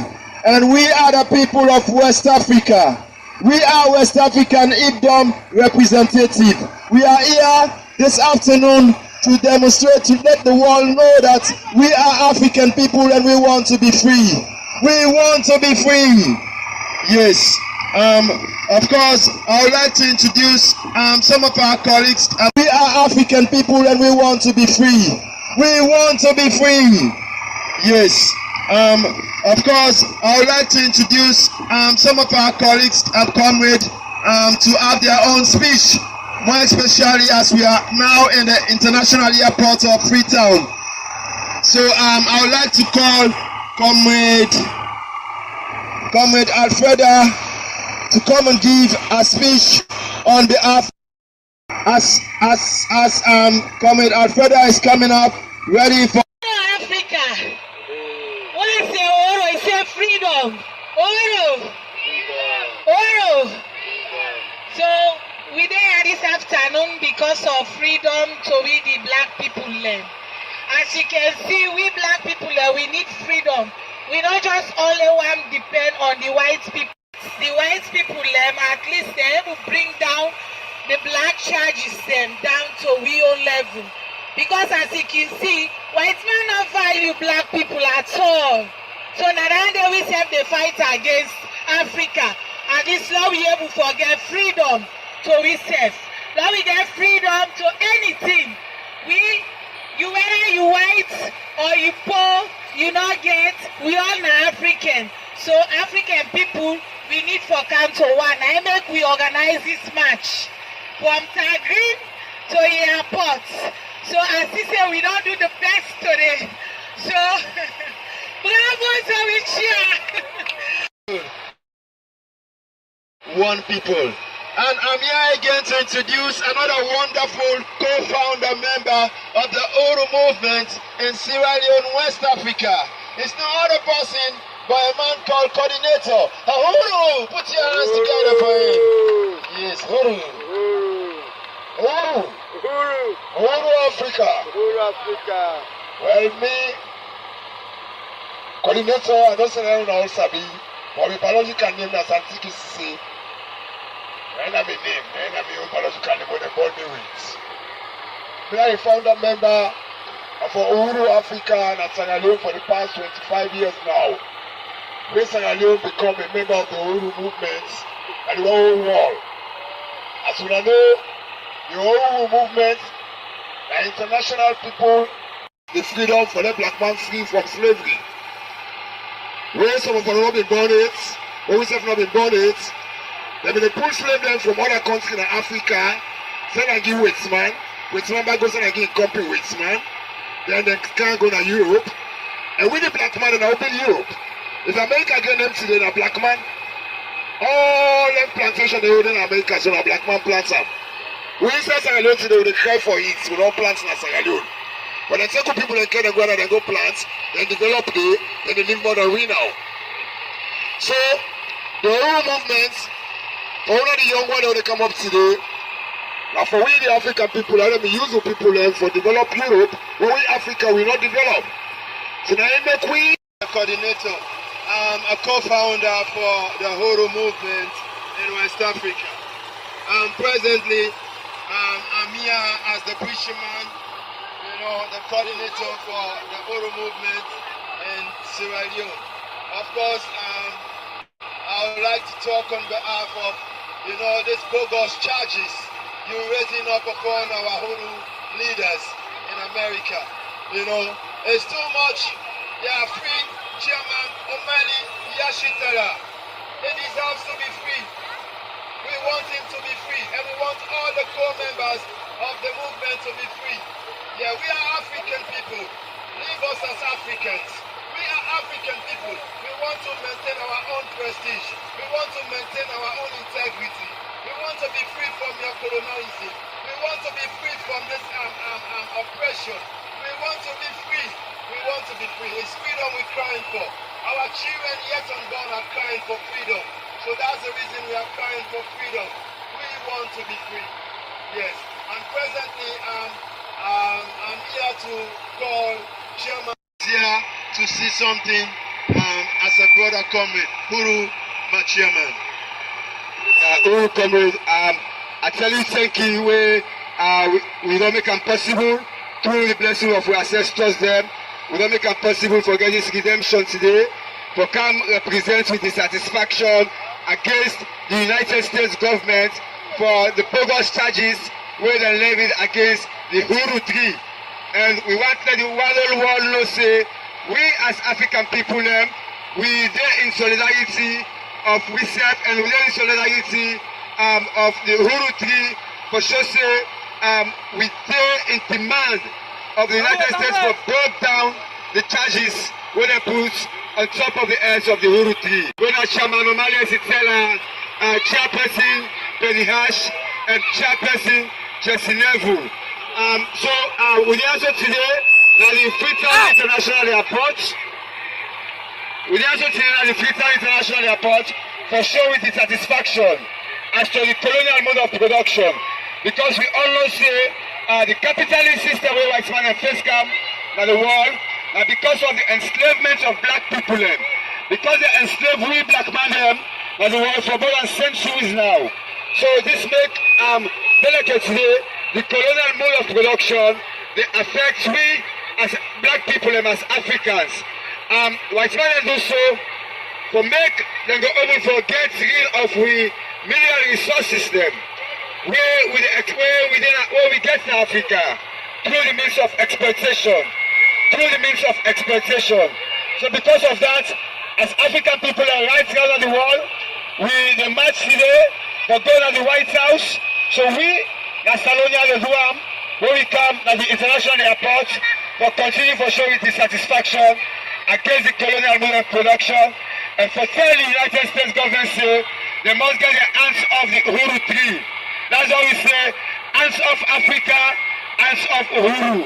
So if we also today the people now the reason this make we also for make the white colonial masters the white imperialist masters when they say they're not masters, we don't say they're not masters for we. We are all human beings and we deserve for be ruled by ourselves. We deserve to determine our political and economical future by ourselves. So this make we can also today for say hands off Uhuru, hands off Chairman Omali Sisela, and hands off the Uhuru tree. Israel in Africa.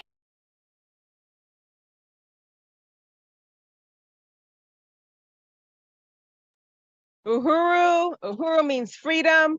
I want to welcome everybody back to the live broadcast of the Hands Off Uhuru trial on the ground here in Tampa, Florida. You just finished watching the comrades on the ground in Sierra Leone leading a very powerful 8-mile march on the Black People's March on November 4, 2023, of last year, pushing forward the African revolution across the world and making the demand to drop the charges on the Uhuru Three. That is Chairman Omali Yeshitela, Penny Hess, and Jesse Neville, all who are facing 10 to 15 years in prison each on these bogus charges of being quote unquote Russian agents, because the US government believes that African people need Russians or anyone else to help us lead our struggle. But here you see on the ground comrades showing you what it looks like to be organized, what it looks like to, to take the struggle out there and to show what political leadership of Chairman Omali Yeshitela has done for the past 50 years. Next on our broadcast, we're going to be bringing you videos on the history, more videos on the history of the work of the APSP. Today's video is a documentary of the chairman, titled Chairman at the Pan-Africanist Congress of Azania, The People, the Land, and the Revolution.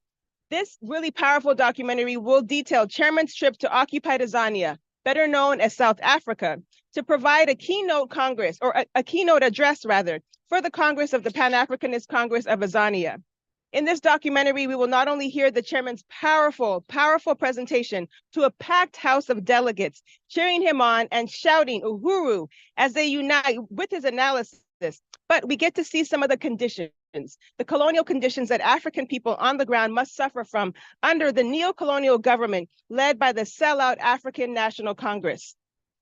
The party now has the incredible leaders and a growing base in South Africa, built on this foundation that Chairman Omali Yeshitela built, and we'll see that on full display here. And this again is the consequence, the positive results of Chairman Omali Yeshitela visiting over 19 countries. Again, these are the overt acts that the US government is saying that Chairman Omali Yeshitela is guilty of, but we see here that African people and the African nation, a globally dispersed people, have the right to organize in our own interest. So we want to salute the chairman, we want to salute this video, and we hope you enjoy this Chairman at the PAC, the people, the land, and the revolution. So enjoy. Uhuru.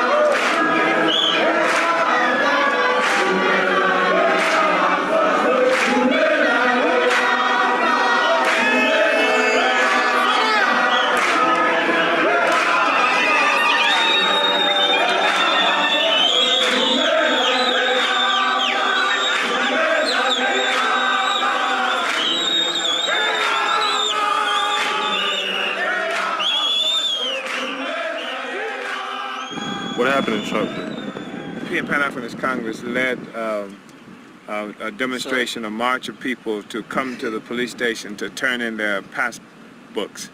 That it was necessary for all Africans who lived in South Africa to carry passes, identification passes. And in fact, it was a crime to be caught without one. And it was a humiliating thing done to the people who actually own the land here. So the Pan-Africanist Congress organized a day to take the passes and turn them into the police station. And Sharpeville is the one that got really well known because the police opened fire on our marches. I think killed 60 people. Was it 60 people who they killed? And it's been referred to as the Sharpeville Massacre. People who didn't know anything about South Africa or the conditions of our people before. Wow. That's just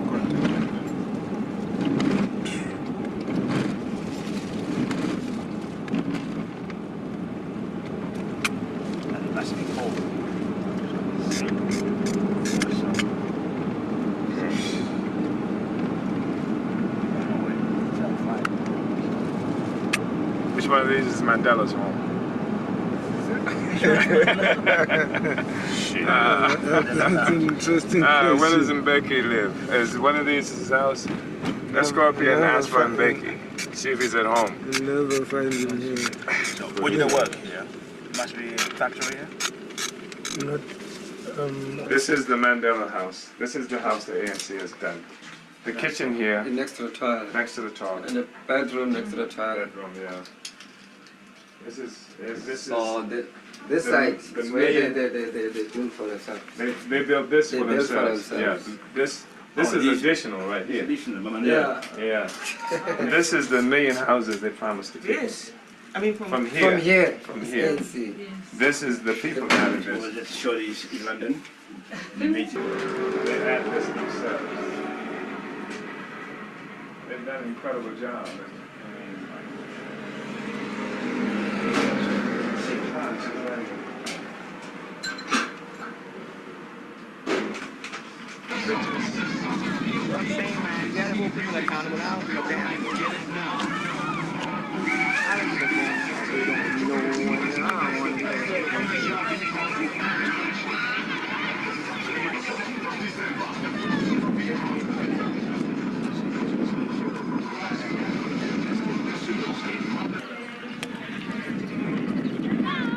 When they sell some liquor here, Right. you don't want people to sell liquor in their houses. Right. When they hear that you are selling liquor, Right. they are coming, they took your liquor, all of them.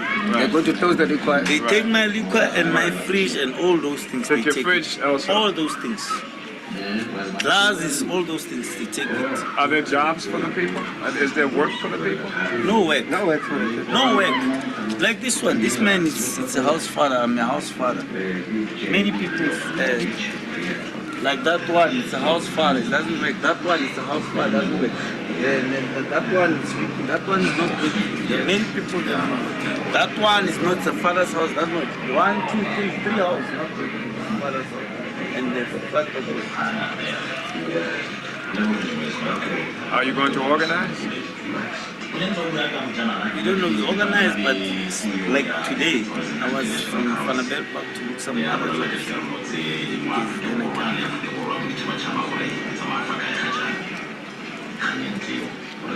Well, Jay, the revolution is not finished. You know that? It's not finished. It's not finished. He's related to the Africa. You were saying that up here, these are people going to the dump and they're looking for food. You know, so they're looking for food. This is what they would eat. Shit is fucked up, man. There's a big ass garbage dump over here. The damn dumpster coming in, dump the damn garbage, and people trying to find some shit to eat. My man Della and his phony ass friends eating lavish. Digging through fucking trash, man. Through fucking trash.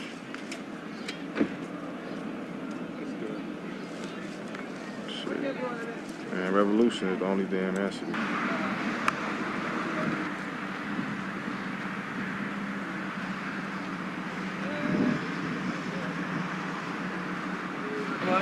lives here. She doesn't have electricity. What's the reason, ma'am? She doesn't work. She and this husband doesn't work.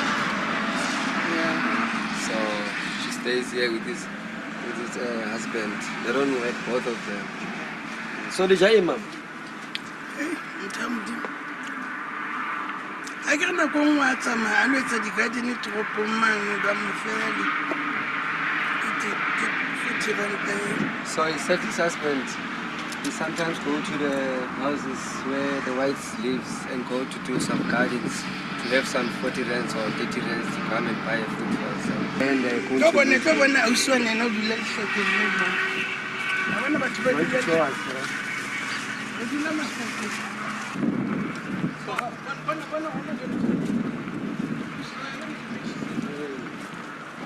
Government e re fa di-toilet e re dulang le ska la dula hohle mona le dule ka di-toileteng ba nka dintho tsena tse kentsweng ka mona ba tsamaya ba lo di rekisa wa utlwa na e jwang tate gore rona re lela fela gore go lokiswe mona mo re dulang ga re na taba tseno re ta itsekolo bane ke mona ke city fela ga o keta o ithusa o tlameya o nne o kgemetsi wa utlwa ke mosebetsing jwang teng mono tšha ke bane ke mosebetsing wa bana bo borona re se re fela go lokiswe mona gantle go bonagale gore re ya dula e re ga re o tlo patala. So she said the food, the toilets for them. So those people that are working for NC, they've took some other things inside. They go to sell them. So they leave them with that. So they've taken part of the plumbing or something. They've taken part of it and they've gone to sell it. And they leave them with the shell. Ask them, what do they see as the future? What do they see for the future? For future,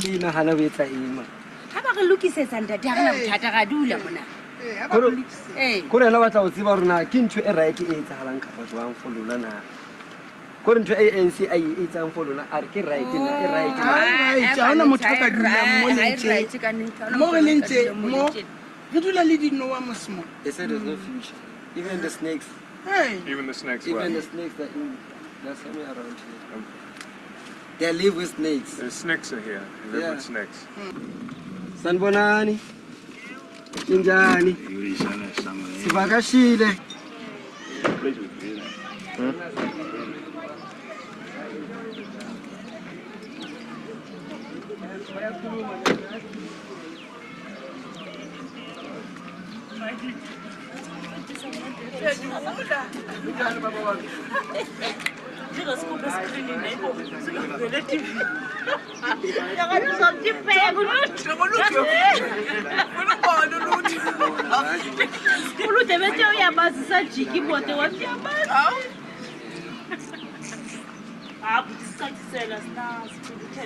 Oh, they like to know you, people. They like to know your names. I'm Omali, and for us, this is the first time coming home. Okay. So we come to see our sisters and brothers. Okay. Where are you staying? Where am I staying? Fanaville Park. Okay. For a while. Around here. Yeah. Okay. She's leaving today. They're leaving today. Yeah. Okay. Yeah. Go back to London. So it's good to be home, and like I said, for some of us, it's the first time being here. Okay. And then you want to see how we are staying here. Yeah. Okay. Yeah. So we can go back and tell you have sisters and brothers and cousins and family in America and other places, and we want to tell them how you're doing. Say we saw our sister, and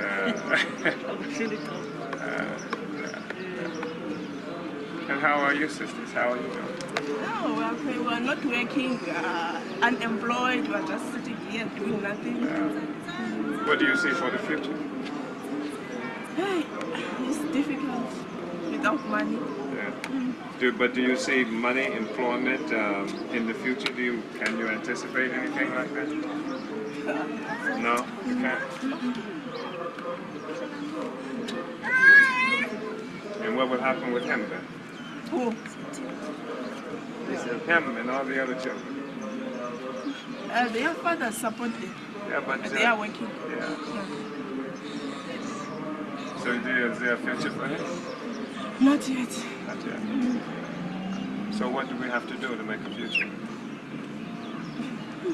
You must employ their parents if you have chance. But I thought that's what the ANC was all about. Okay. No?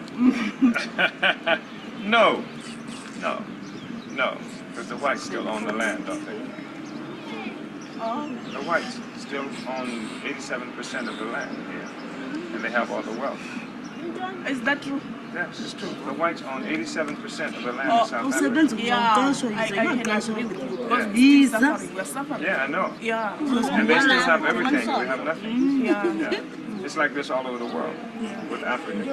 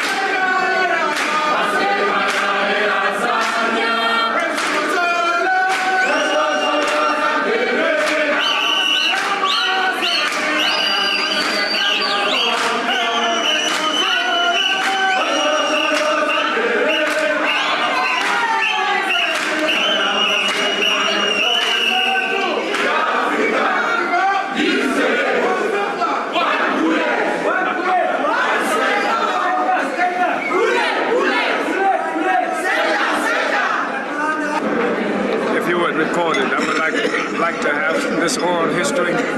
What is your name? My name is Elliot. Elliot Mufaki. That is MFAXA. MFAXA. Yeah. You spent time with Comrade Sobukwe? Quite a long period. Up until when we were banned. In actual fact, our organization was banned when it was 11 years. No, 11 months. It was immediately after we had started the campaign of passports. You know? Yeah. And now, Sobukwe had a date to start, you know, with this campaign. Even all their executive members couldn't know when this will occur. He said the date was his and his alone. See? And when he started it, and he called us, we never hesitated. Because during this short period, we're with him, he said to us, we are going to begin this campaign. And I think when I look at you as my executive, some of you will not go up that mountain. They will fall down. It is only then that those few who are left, the struggle will carry on. That was Sobukwe himself, you see. This man here, when we started this campaign, we used to go with a racket car. It would break on the way. and we sleep anywhere, in the dongas or in the bushes. But the following day, he will say, we must go to church. We must go to church and ask those people to support our struggle. That's what he used to do. Now, can I read something from you? Certainly. That's right.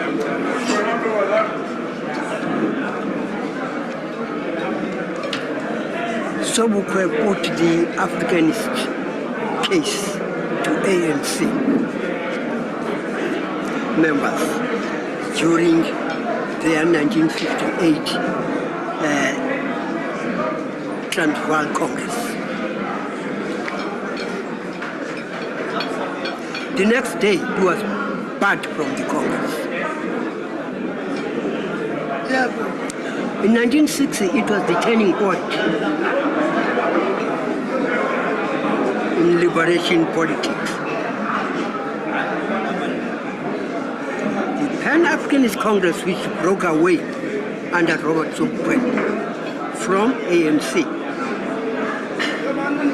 organized a protest against the past laws that culminated in the police shooting of 69 people. Sharp south to Johannesburg on the 21st March 1960.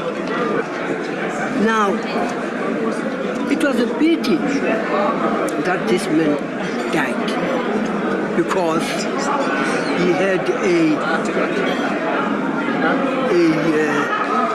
long protracted plan to free this country.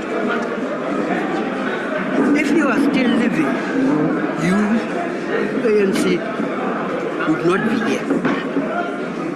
Because he was even feared by the boss. Hence, when he completed his 3 years, when he completed his years, they kept him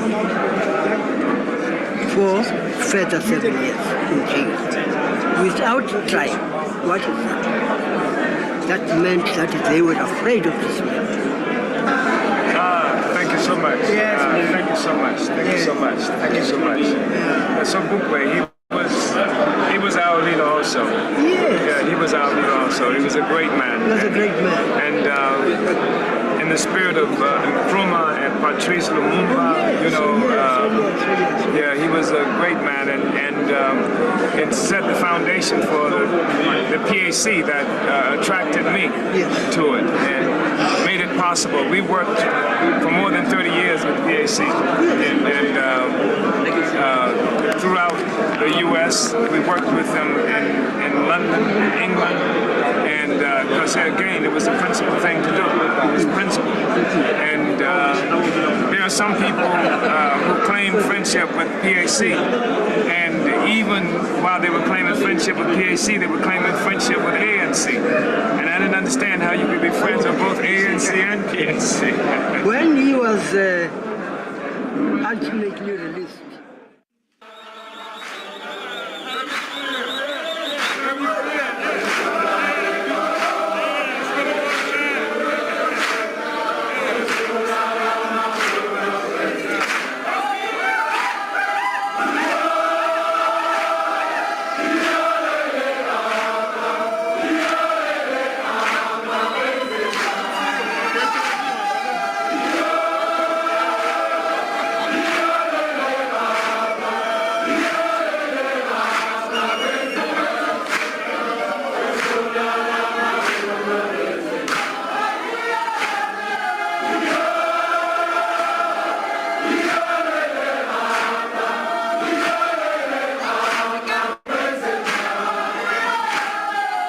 reunion with home.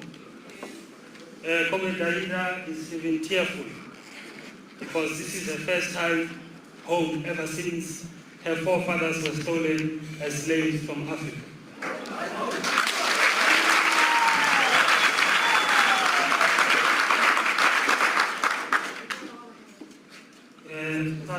let me ask the deputy to speak. We will give them the opportunity to speak a bit later. Comrades, now.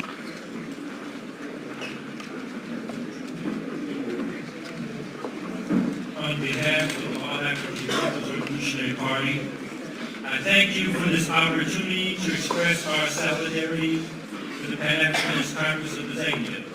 And most importantly, our relationship was built on the long-standing relationship of Kwame Ture, one of our dearest members. This work that dates back to the late 1960s.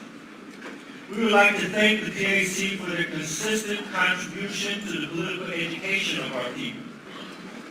The presentations of your party militants, the writings of your party militants have lent to the education of not only our members, but those that we have involved ourselves with. We thank the PAC for the consistent contributions they have made in assisting us and others with the organizing of African Liberation Day. We would like to thank you, the PAC, for this opportunity to observe your party Congress. We find that this is an important occasion, and we truly value this because we are at a point where we are studying and organizing to hold our very first party Congress. So the information I'm able to gather here will be vital to us as an organization. We hope to be able to observe and get a better understanding of democracy, how you employ democracy in the practice of your Congress. We hope to gain a better understanding as we observe how you're involved in ideological struggle with your party Congress. We hope to learn from your efforts to clarify political lines. We hope to learn from your efforts in terms of gaining a better understanding of tactical and strategical efforts and decisions. Down with the United Snakes of America, down. Down. Down with the United Snakes of America, down. Down. Peace, salute. In Africa, peace, salute. Comrade Wamachi, we do agree on that arrangement. I am going to ask you to sing a huge revolutionary song in welcome.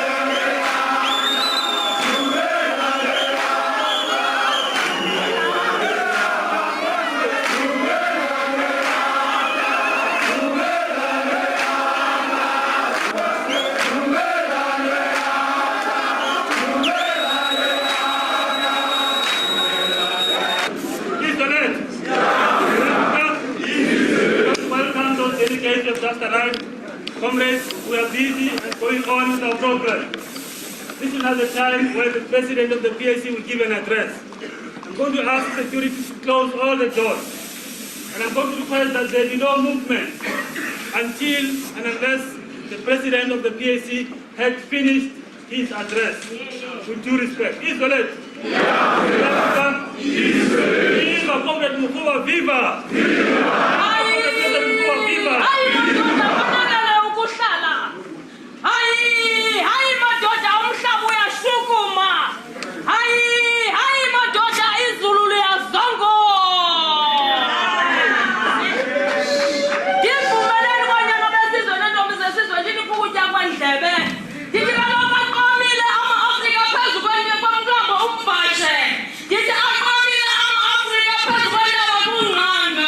Yeah.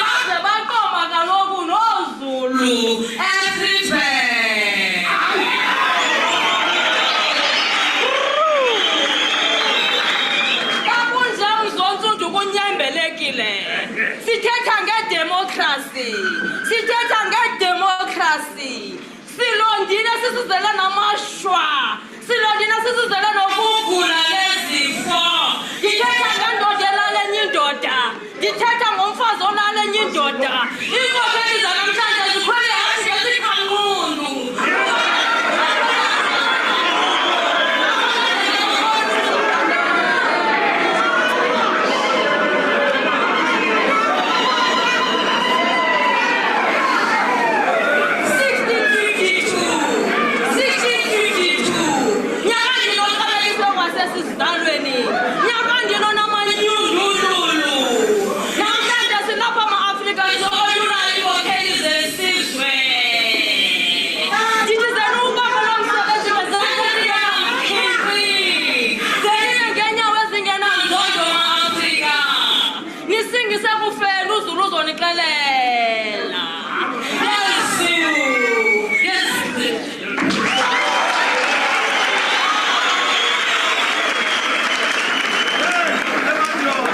I want to say I'm very excited at this Congress.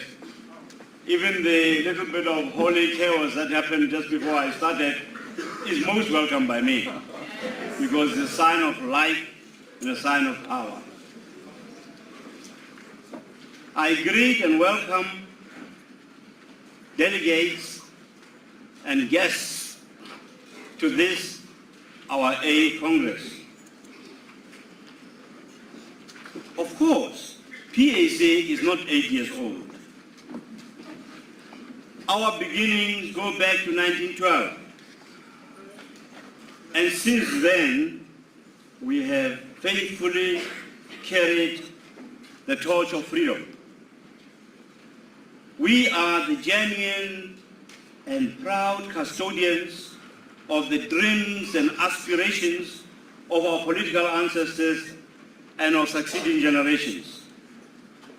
We have remained on this road without deviating, despite the trials, tribulations, and frustrations of politics in non-racial, multicultural South Africa.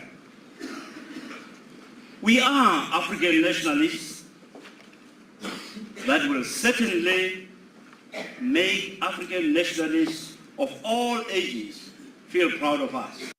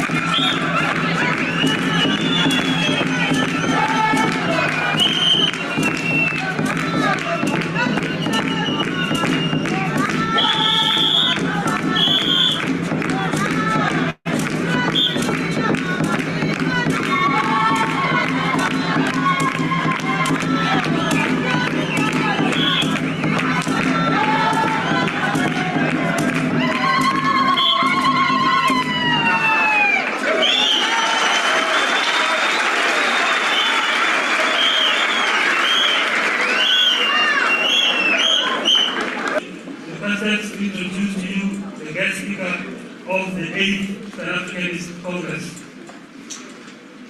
The speaker that was requested to come and address us is none other than Comrade Omari Yachikela. Comrade Omari has a long history. I do not want to belabor points, I want to be brief because we want to give him time to speak to us. He was born in 1941. He is a very young person. As well, he was born in St. Petersburg. And he was born as Joseph Walla. I don't know when he changed his name, but his name was changed. He is now Comrade Omari Yachitela. He is currently the international leader of the Uhuru movement, which has branches all over the world, overseas, in the Caribbean, Europe, and also in Africa. He is the chairman also of the African People's Socialist Party and the founder member of the Benin Spear newspaper, which is the only independent journal of the Black Freedom Movement in the United States of America. Comrade Yachitela is an activist. He has been involved in a number of campaigns which saw to him being arrested and serving 2 years imprisonment. He was one of the leaders in the U.S. who have raised the question of reparations at the time when it was no longer fashionable to speak about reparations. He has spoken and has been invited to speak at the United Nations on a number of issues and topics. One such important issue was on the anniversary of the death, passing away of Comrade Robert Mangaliso Sobuka. Comrade Yachitela has a long relationship with the PAC. He has met Comrade Tutupi when Comrade Tutupi went overseas. He also met Comrade Nyati Kokela when Comrade Nyati Kokela was also overseas. Comrade President and the Deputy, we are honored today to have in our midst the presence of Comrade Omari Yachitela. I hereby ask him to speak to us.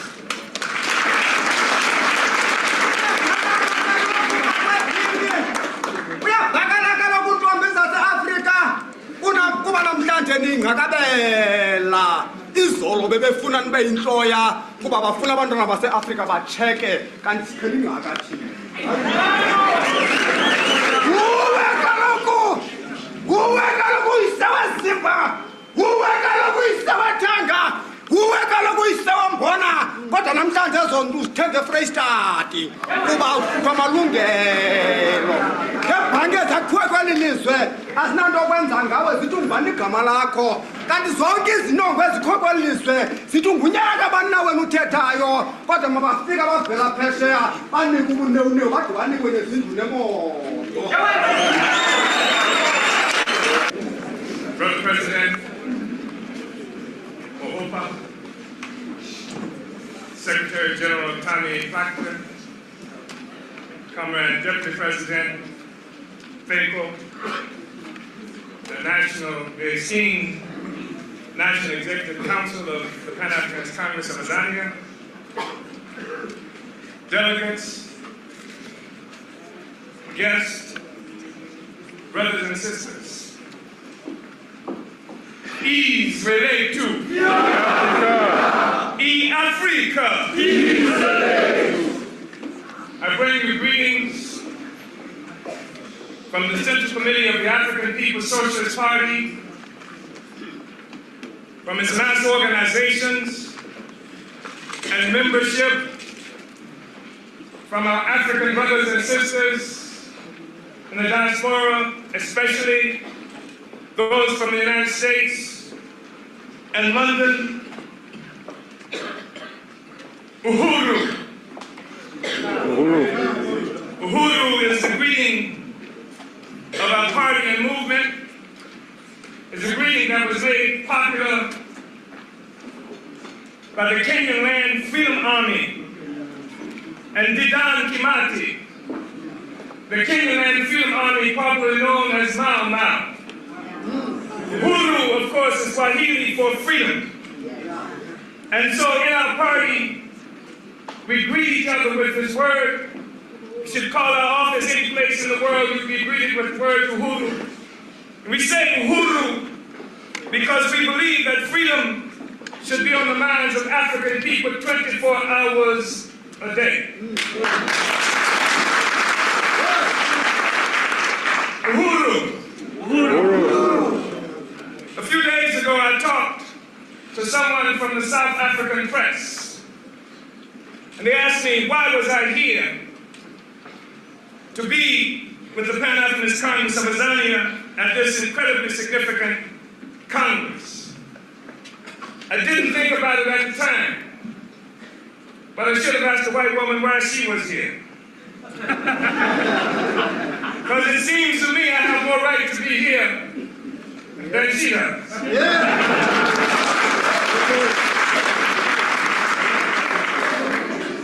But I'll tell you why I'm here. I'm here in part because we are a party of principle.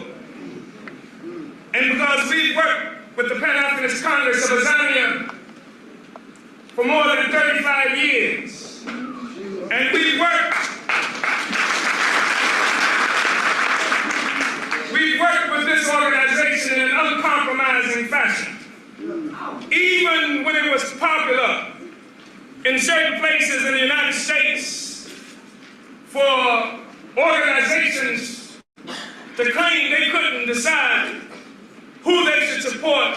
We had to support the Pan-Africanist Congress of Azania because we witnessed the African National Congress give away our occupied Azania.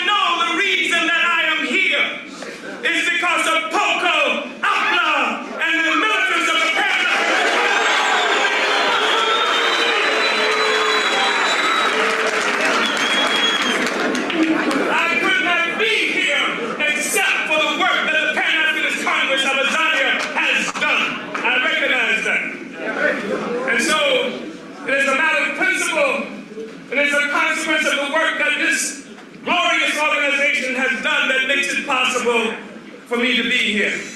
I thank you very much for allowing me to come home to be with my brothers and my sisters here in Africa.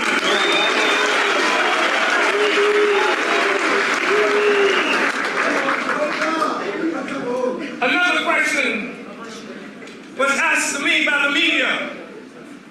They said, well, why do you think the Pan-Africanist Congress has not done so well in the elections?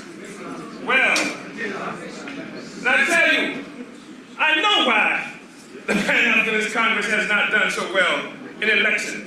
There is no mystery. I was in the United States and I saw the most powerful imperialist country in the world do the work to get the ANC elected. I saw them do it.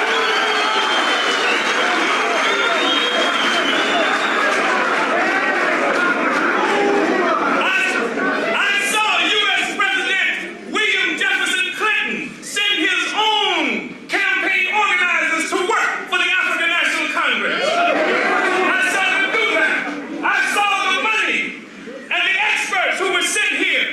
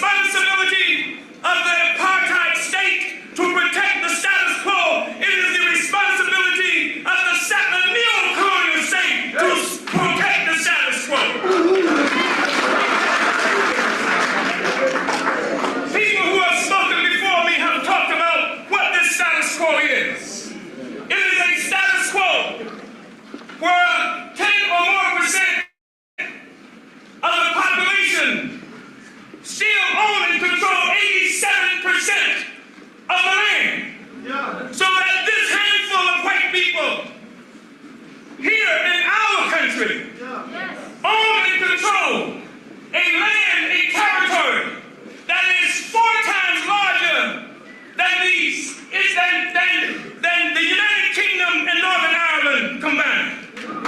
Something is wrong with that. Something is wrong with that.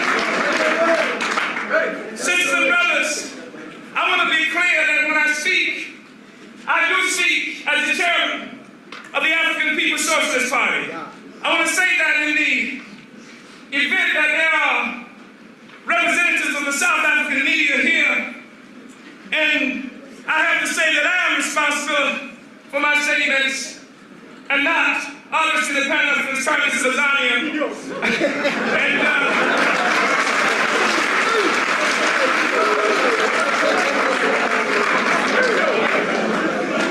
It's necessary to say this because we've had an analysis of the reality here in occupied Tanzania for a long time, and we've understood for a long time that the fundamental question here is land. And now that you have a neo-colonial settler state, its responsibility is to maintain the status quo, and it will maintain the status quo by any means necessary. And one of the means by which it maintains the status quo is the electoral process itself. It's the electoral process itself. And so, from my perspective and the perspective of our party, while it is important to take advantage of any possibility of capturing political power, we say that a system that is established for the protection of the system itself will not easily allow for a revolutionary organization to ascend to political power. The revolution in occupied Tanzania has not been completed.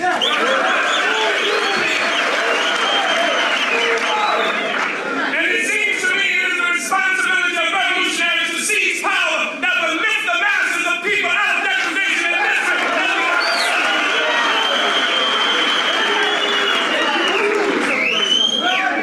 Somebody said it before me, but I'll repeat it. We will have to do it by any means necessary. By any means necessary.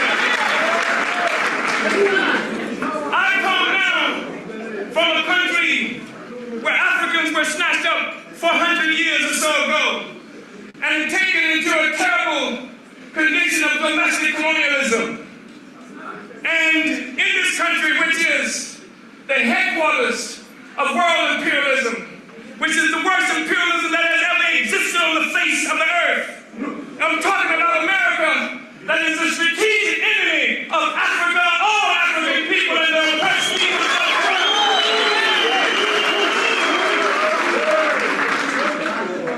And there has been an historic revolutionary movement inside the United States.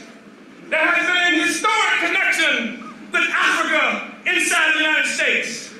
And it has not been a movement that has succeeded up to now.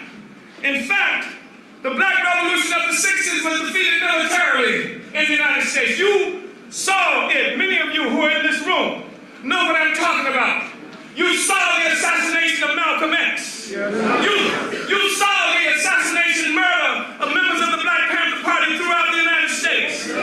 You might have heard the then Attorney General of the United States, John Mitchell, declare that by the end of 1969, the Black Panther Party would be destroyed.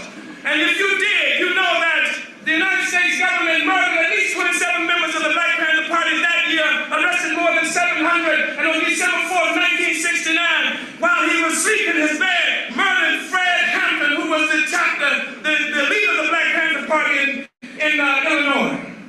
And now, in the United States, after struggles led by Black liberals, they created a situation that called for the end of segregation.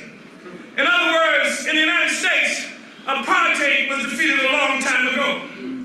And we were hearing messages that our brothers and sisters in South Africa, occupied Tanzania, were fighting for the end of segregation here. I said, I don't believe that.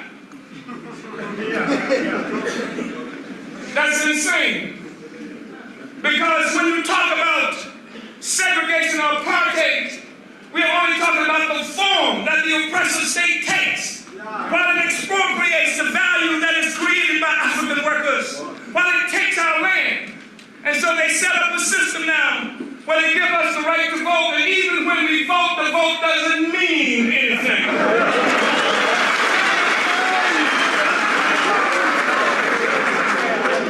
Look at it. Look at it, George Bush, the biggest terrorist in the world today.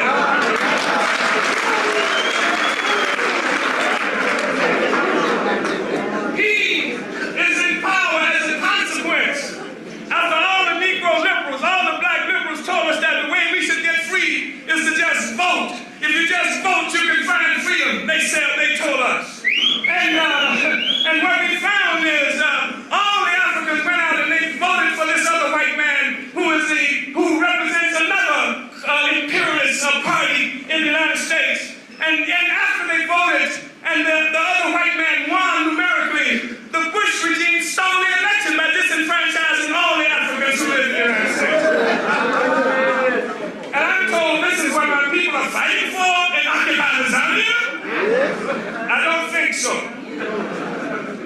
I want to say that I've heard it said several different times that this Congress of the Pan-Africanist Congress of Azania is a crucial Congress, and I believe that is true. Not only because of what is happening here, and not because I think that the Pan-Africanist Congress should be about trying to represent itself as some credible opposition to thugs who are in power in the form of the African National Congress. I think that this is a critical Congress because these are critical times in which we live, sisters and brothers.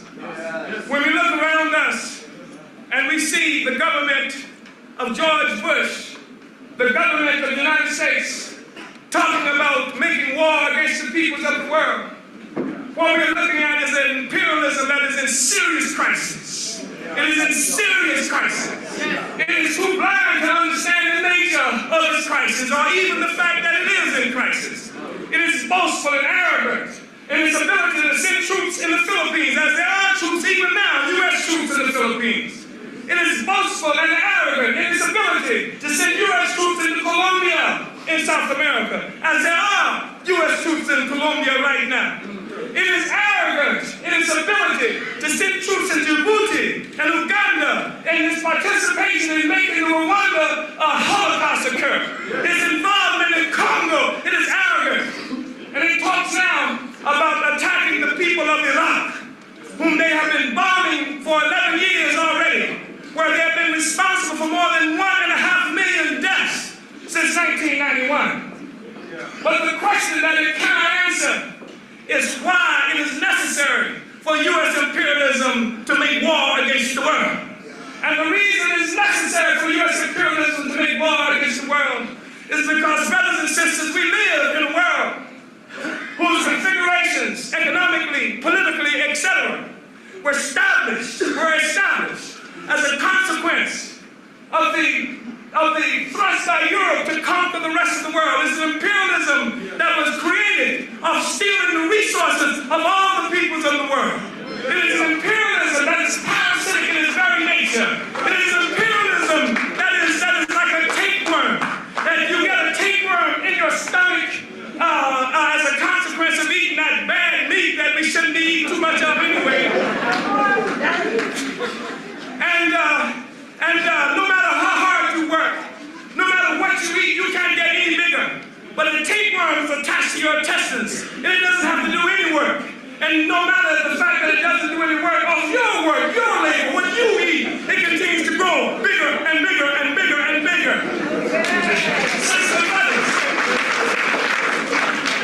You cannot talk this tapeworm out of leaving your intestines. You can't sing freedom songs to get it to leave. You can't go to the ballot and vote to make it leave. Because if it leaves, it dies. And this is the nature of imperialism. This is the nature of international white power. It has constructed itself of the misery and the theft of the resources of the peoples of the world. And all over the world, people are demanding Uhuru. People are demanding freedom from one part of the world to another. And it is this crisis of transformation, of people struggling for freedom, that has made it necessary for George Bush to try and mobilize a military force that would bring back direct white power, direct colonial rule over the peoples of the world. This is what we are confronted with. This Congress occurs within the context of an imperialism in crisis. And this is one of the reasons that it is so important. This is one of the reasons why we have to advance the revolution that will raise up the African working class, aligned with the poor peasantry, from its position of misery and poverty to its status, its historically required status as a new ruling class. That's why it is necessary. I want to say that the African National Congress hasn't ever had to fight alone, as we have fought alone. I watched them in the 60s, during the time when the Soviet Union declared that there were only 6 authentic revolutionary organizations in Africa. And the ANC was one of them. The PAC was not one of them. They said there were only 6 authentic revolutionary organizations. And they gave them money. They gave them organizational training. They gave them military training. They gave them ideological training. And they had a powerful international media that they used to win favor and friendship and resources for the African National Congress all over the world. All over the world.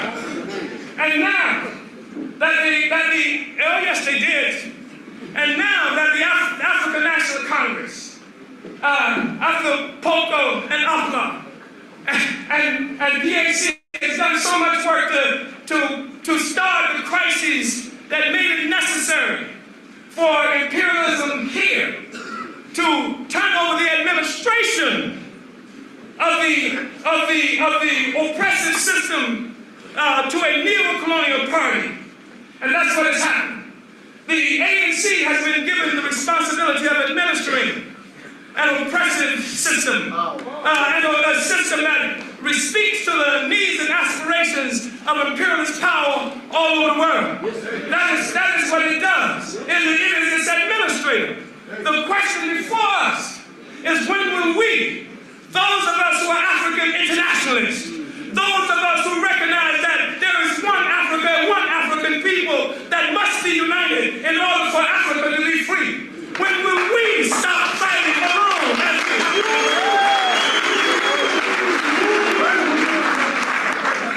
Here are choices that we are faced with. We are faced with the question of whether we're in occupied Tanzania. Are we fighting to make another Kenya? Are we fighting to do another Uganda, where black people are apparently in power, but the masses of our people suffer the worst kind of misery? I say no. I say that we have to unite Africans all around the world.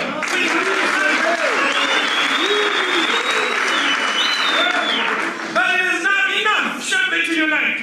We must unite under the leadership of the African working class and poor peasantry as manifested in their incredible organizations.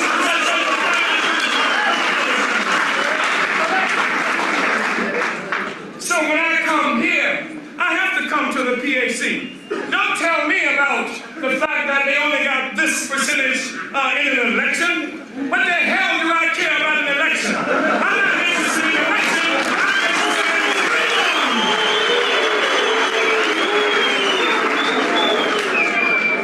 I heard references made to the Constitution. That law is simply the opinion of the ruling class. Anything that challenges the monopoly of power and violence in the hands of the ruling class is illegal. Slavery was legal in the United States. Apartheid was legal. So those of us who fought against it, we went to prison. We were killed here in occupied Tanzania, throughout the Americas, and various other places around the world. So, you pardon me if I make a distinction between what is written on a piece of paper, whether in America or occupied Tanzania, and the actual conditions of existence that our people are confronted with here. I have been to the squatters' camps. I have talked to the people in Soweto. I have talked to our impoverished masses who are living in one of the so-called 1.5 million, what they call houses, created by the ANC. I saw Maggie on television boasting about what he's done for our people with these houses. If the houses are so wonderful, why doesn't Becky move into them?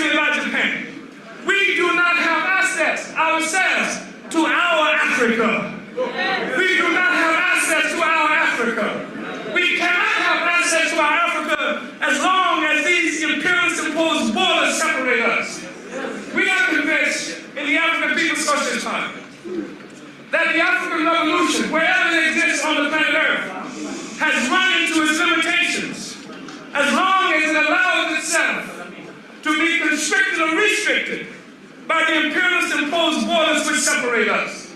There is not going to be an American revolution by African people. I am a part of the U.S. front of the African Revolution. And here in occupied Tanzania, we have the Azanian front of the African Revolution. This is what we have. And what must happen is there must be a Kenyan front of the African Revolution. We must raise up the concept of Africanism so that in its consciousness, every African on the planet Earth recognize who we are and what our responsibility to Mother Africa is.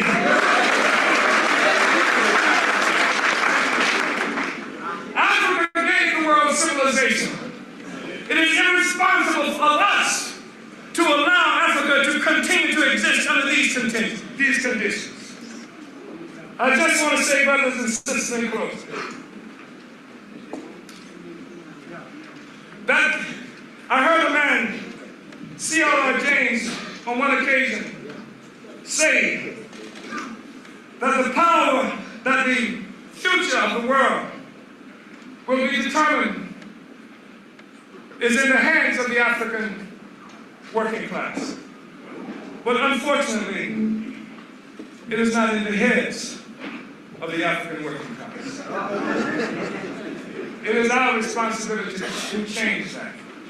I'm hoping that we can enter into new relationships that demands a more principled stand by each of us. By each of us. I have a responsibility to support Pan-Africanist Congress of Zanu. We have never quibbled about that question. Doesn't matter that the ANC is in power. You don't switch horses now that the ANC is in power. Doesn't matter. If we stand for principle, we're here because we see the future requires a unified Africa and the recapture of our land. We recognize that. We are hoping for more than 20 years now. In the African People's Socialist Party, and I've talked to Comrade Bukela and Uncle Zeph about this, that for more than 20 years now, we've worked to build what we call the African Socialist International, where African socialists all around the world who recognize that the future of African people is here, with a liberated, unified Africa, that we should work together to build a single revolutionary organization that can fight for the liberation of Africa everywhere on earth. When we talk about the African Socialist International, I want to be clear. We're not talking about that kind of old, dead, tired Pan-Africanism that will allow folk who one day are Pan-Africanists when they're not in power, but once they go into power, they're only concerned about the new territory that they have now been allowed to administer. I know I'm not supposed to say this because it breaks some kinds of political proper norms. But my organization built the first ZANU Solidarity Committee in North America. The African People's Socialist Party did that. We trained them, ZANU cadre, how to go out among the Africans in the United States and win solidarity and support for our struggle in Zimbabwe. We did this not as some kind of sympathy, because the birthright of my children is Zimbabwe and Azania, just as the birthright of your children. So this was not charity work that we did. We toured them throughout the United States. We helped them raise funds and did all this work. And then once they went to power, we can't find them anymore. I say that I am happy that Comrade Mugabe has made the move around the land question. I'm very excited about that.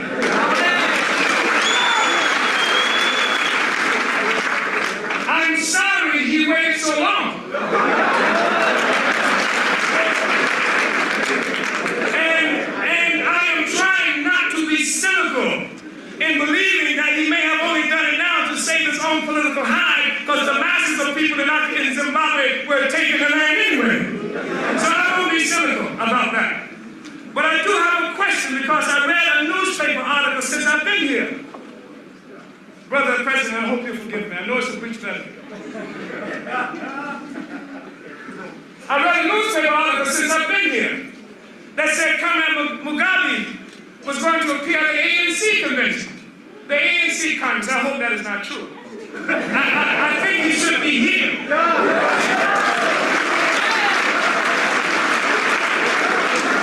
I think he should be here as a matter of principle, because we work for ZANU because ZANU told us that they were Africanists, that they believed in a united Africa where all Africans would come together and be able to enjoy the benefits of Mother Africa. How can they then go to the ANC, who says that Africa belongs to all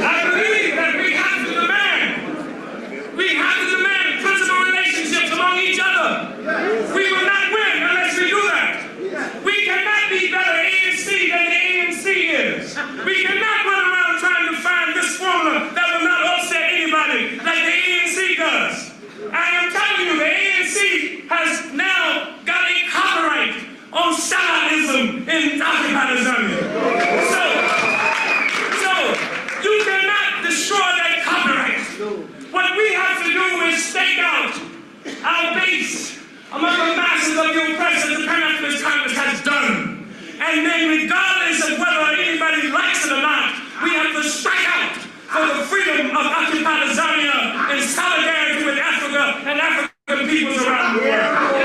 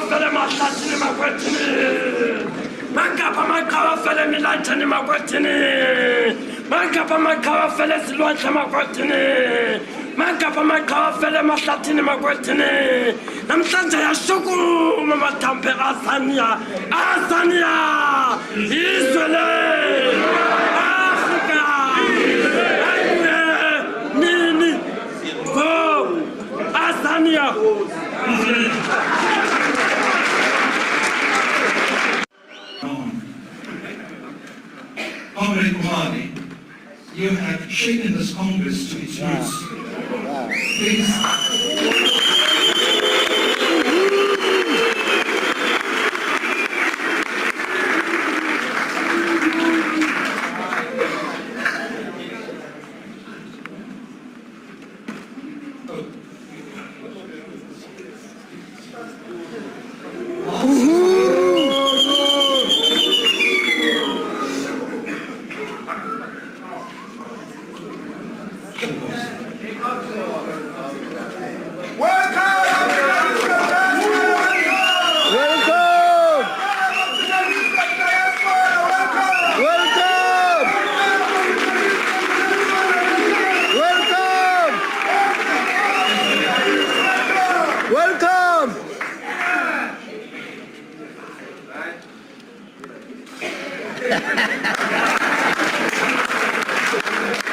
President, members of the NEC,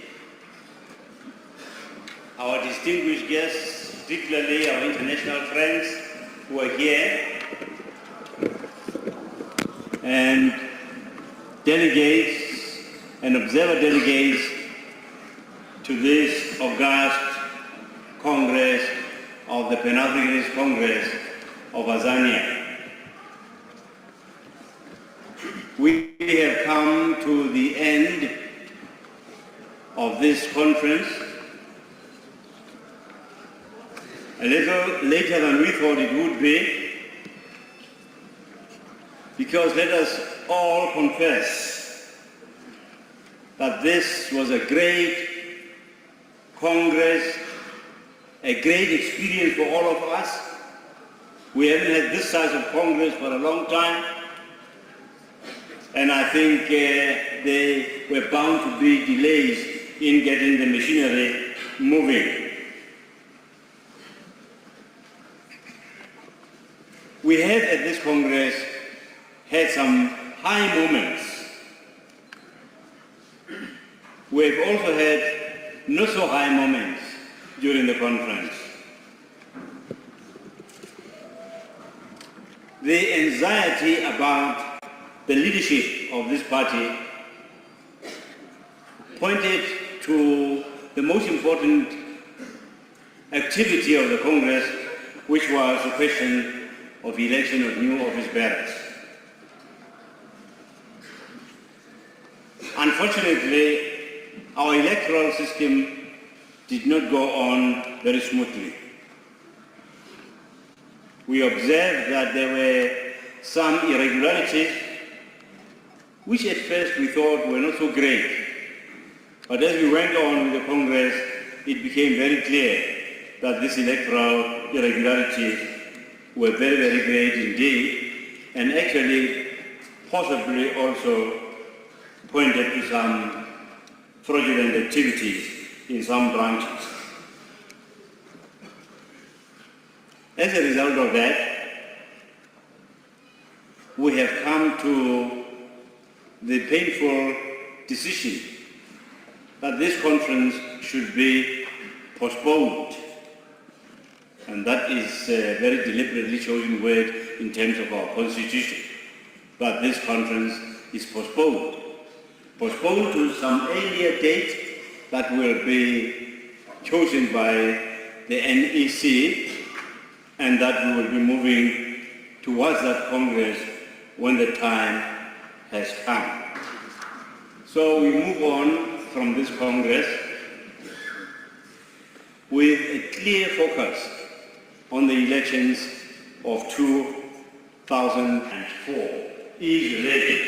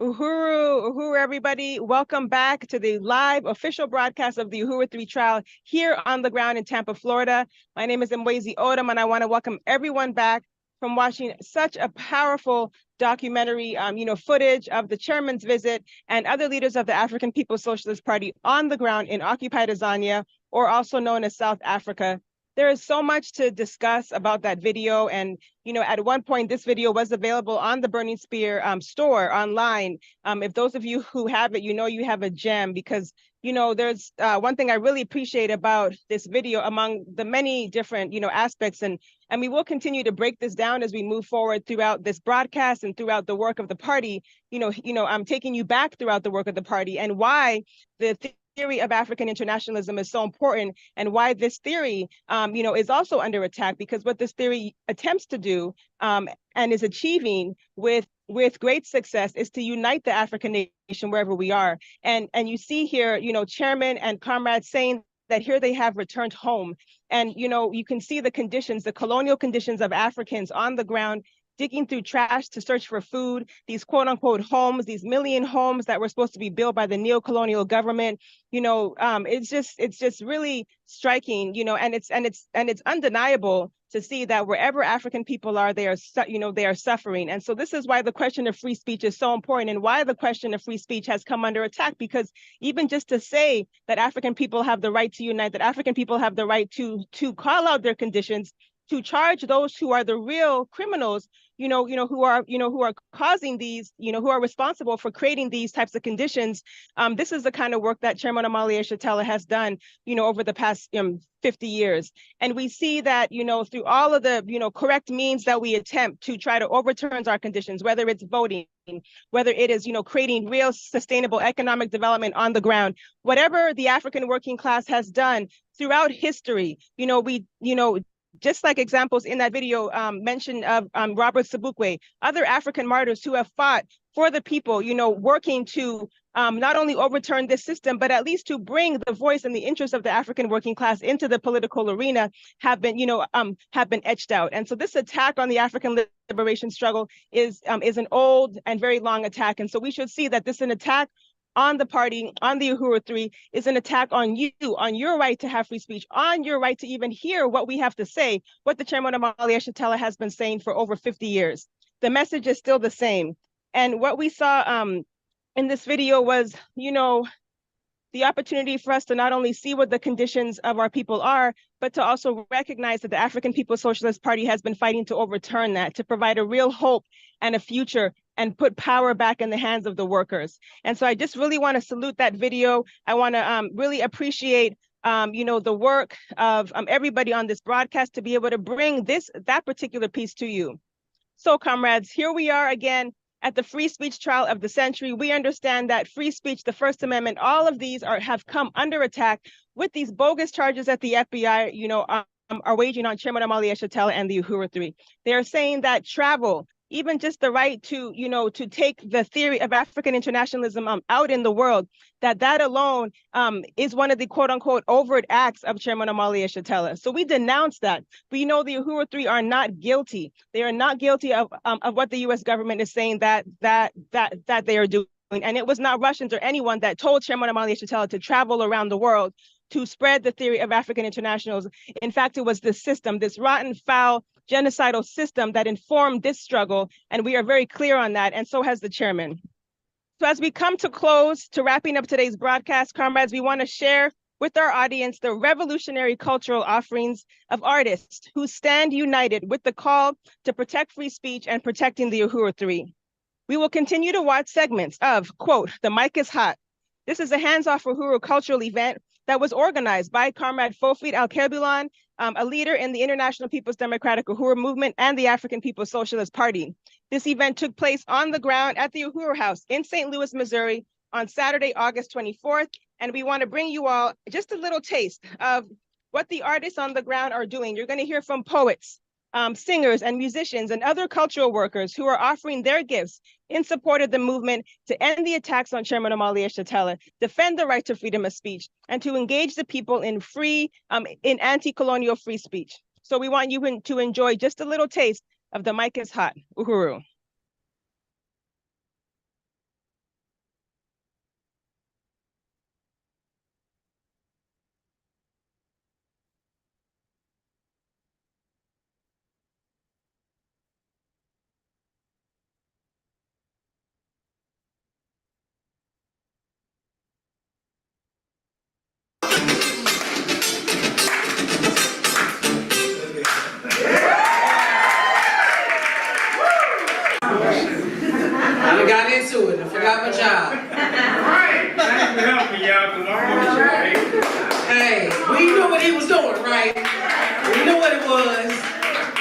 Look, as long as you doing what you're doing, we can accompany. Appreciate it.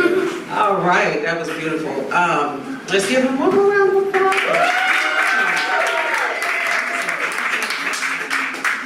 And next, our next poet for our second round. No? This is the first round. Oh, I'm sorry. This is the end of the first. I'm sorry. Okay, so let me tell you a quick story. Quick story. I had to run out and go get changed, so I missed a whole lot. And I was like, I didn't know where I was at when I walked in the building. Like, what am I supposed to be doing? Where am I now? I'm on the door. So we're at the end of the first round, closer to the end of the first round. And our next poet coming up is going to be Melody. Yeah!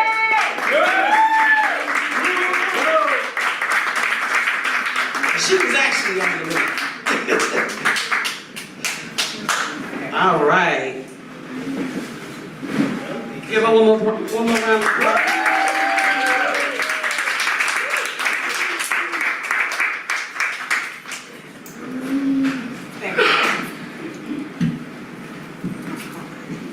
Kind of like Drake, my voice is not all here. But I'm gonna do what I do.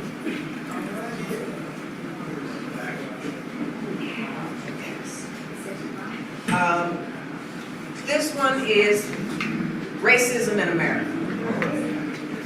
What more do you want from me, us?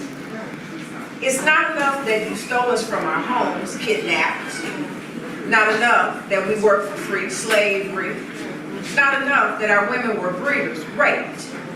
Never enough that we enriched your lives. We had to fight to get free, Jim Crow and Jane Crow. Fight to learn, to vote, to live. What more do you want? It doesn't matter. I have nothing left to give. What right do you possess to take whatever you see, people, land, country, with an expectation that the exploited indigenous people, Africans, should be happy you showed up to conquer and use their bodies, minds, and talents to enrich yours. I'm here to say no God-given right was bestowed upon you or any other, so I'll have no further participation. You may be angry, mad, or retaliate with mad mobs, massacres, Tulsa, Oklahoma, Rosewood, Florida, East St. Louis, Illinois, to name just a very few. Because somewhere deep in you, my freedom, success, my accomplishments, family, education, business, appears to you as stolen property that you must reattain at all costs. There is nothing more you can want from me, since you want my everything, all or nothing, all for you, nothing for me, but bondage, total submission or death. Now you want to roll back incremental civil rights, the right to vote, gutting the Voting Rights Act, the right to bodily autonomy, no more Roe versus Wade, the right to education, we ban books, and we should skip joyously backward into a sadomasochistic abyss with no safe word. I'm not asleep. I am woke, waiting on bended knee for elemental change in you. I'm not the problem. I'm not your problem. As soon as you wake up to reality and regain consciousness, disassociated from the parasitic relationships you cultivate, colonialism, a solution for your problematic, paranoid, megalomaniacal psychosis might be achieved. It matters not what you want. There is no more I'm prepared to give. So, to break it down, you can have truth or consequences. Okay? Yeah! I want to say, very quickly, I would like to say hello to my good comrade yesterday that I realized as I was exiting the stage, I'm like, what? And all the way off the East Coast snuck up in here on us. Hello, Uhuru. That's awesome. I'm so glad to see you. I'm like, that's Aisha. Look, we won't call you that, but I'm just saying. I was like she's a star. So the next poet that we're gonna bring up, I saw him walking in earlier. Abby, the truth, the poet. Is it Abby the poet or Abby the truth? You still the truth? Abby the truth. Okay, you still the truth. Okay, absolutely. Abby is the truth. We're gonna bring him to the stage. Y'all, put your hands together. I'm gonna give y'all two. Is that cool? Say cool. Cool. Right, here we go, y'all. Oh, just one. Okay, just one and I'll come back. Okay, I'm gonna give you one and I'll come back. Yeah. I pledge allegiance to a flag that has no allegiance to my black ass. When I was young, I used to say the Pledge of Allegiance all the time. My hand over my heart. Must have been out of my damn mind. See, I didn't know the facts. I think it was that Similac. Or that Infamil. It had me crazy as hell. And then I grew older. And I could see. America the beautiful. Where the hell was you born? Whoever believes in that believes in Santa Claus, reindeers, and unicorns. Okay. You're everything from Afro-American, oops. I mean, you black, oops. I mean, you colored, oops. I mean, you a nigga. They don't know what they want us to be. And then they have the nerve to wonder why we don't know our true identity. Here's a natural fact. They said we've had 45 presidents and only one black. But don't nobody in this room think that's unusual. But ever since the Declaration of Independence, they've been having the nerve to call America beautiful. Nigga, please. Whoever believes that got Willie Lynch disease. My grandmama told me, baby, if you ain't got nothing good to say, you shouldn't say shit. And y'all wonder why I'm walking around here so quiet. They say Abraham Lincoln freed the slaves. I say, how the hell you figure? This is 2024, and guess what? I personally know some field land house niggas. Hear me? No wonder they put him on a penny. He wasn't worth a nickel, a dime, not 1 red cent. Just when I forgive and I forget, here they come with these white cops killing unarmed black boys shit. God bless America. Please hear my plea. Somebody take the blindfolds off the Statue of Liberty. Light that beast's torch so she can see. Ain't no justice here for you and me. We hold these truths to be evident to some people as whack. Because all men and women in America are not created equal. And that's a fact. Whites, Jews, Gentiles, Protestant, Catholic, and especially black. America the beautiful, shit, that mirror been cracked. We have a terror. It is going to take all of us, white, black, red, brown, to repair. Then and only then, America the beautiful, we can declare. Now, by saying in poem, some say, Trip, you don't love your country. Bullshit. What the hell does love got to do with this? This is about right. This is about wrong. We as black people been held down far too long. Peep game. They say they say I used to be a king. Hell, I just take them and treat me like a human being. Until we get rid of this hatred, bigotry, and prejudice, they'll never see what black folks see. And America ain't that beautiful. From sea, shining sea. True. Wow.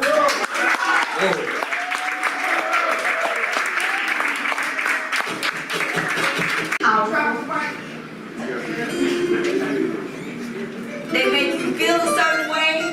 They make you feel, and the people that are listening to it, they feel a certain way.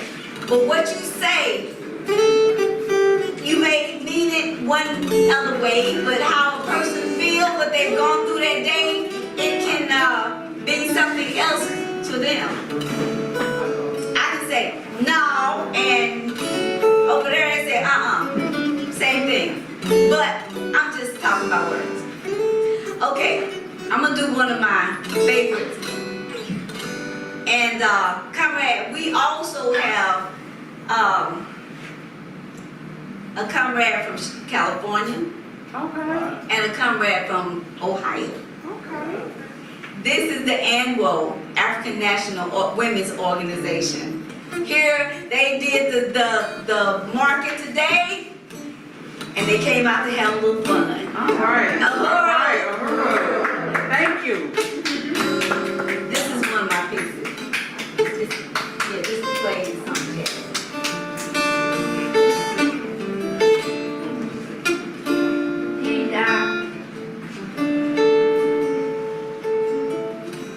My third eye watches him, watch me sleep in moments with no name.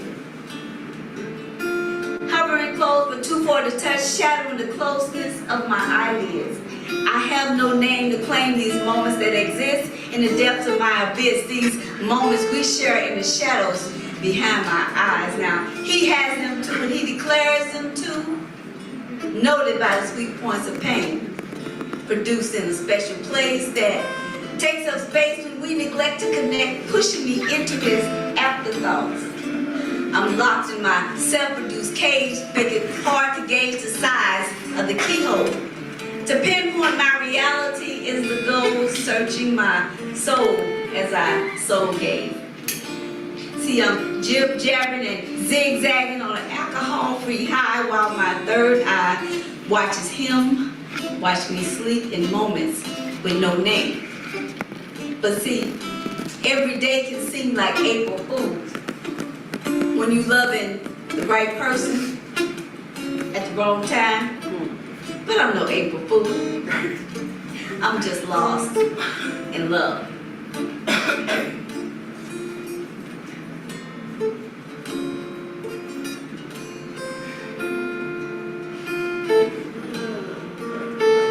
I found myself turning left and right, engaged in the fight to keep things from going overboard. Wanting to break free, needing to hold on tight, putting distance on issues that constantly stay in my face, choking my decisions when I swear there's no influence. Sleep is my only peace of mind, but even it evades me at this time.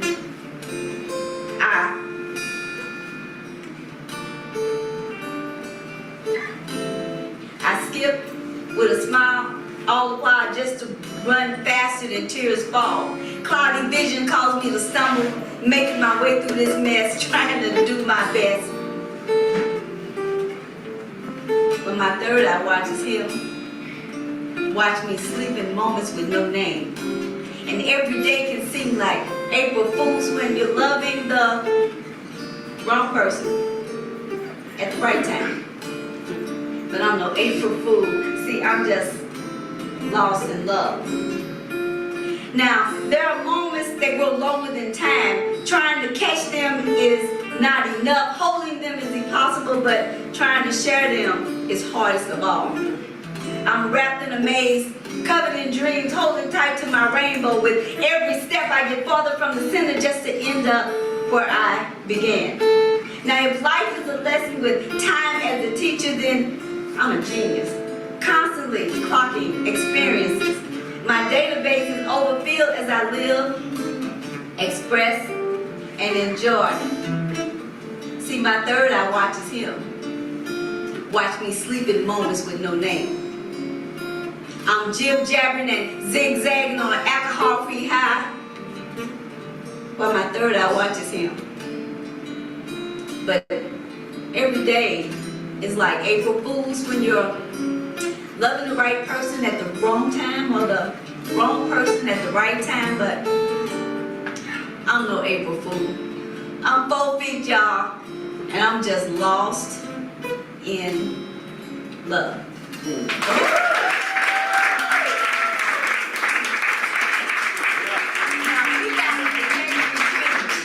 We gotta protect free speech. We gotta help them to drop the charges on the Uhuru 3. Yes, drop the charges, because you know what? When they try them, they try all of us. They try all black people, all Asian people, all Northern American people. Free speech is a global thing that will change forever if they win. But they're not going to win, because we going to make it happen, y'all.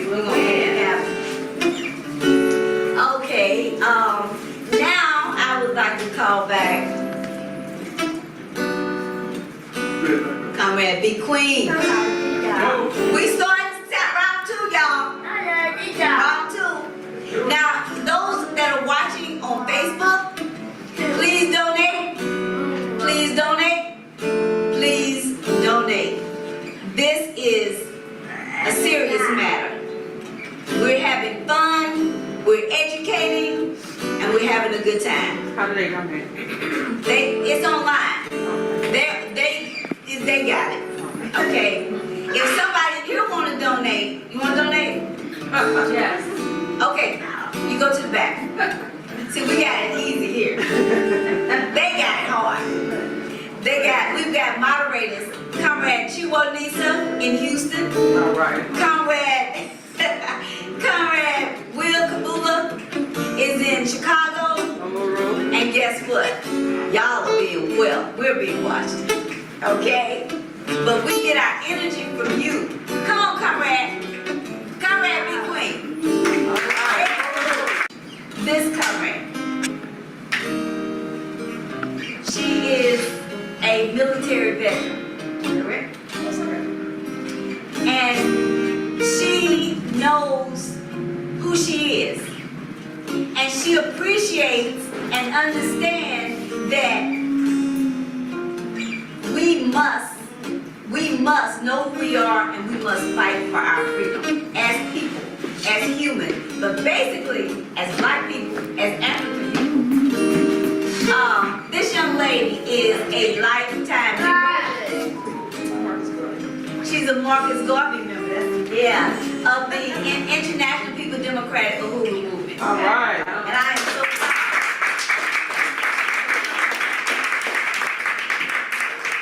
And she's an awesome poet. Uhuru. So we're still gathered here to talk about First Amendment, and I'm sure we all learn about First Amendment, whether in school or in our respective homes and so forth. So I do concur with what is being said today. Our First Amendment rights focus on our voices. We gotta have a voice, we gotta be heard. If not, why put it in the Declaration?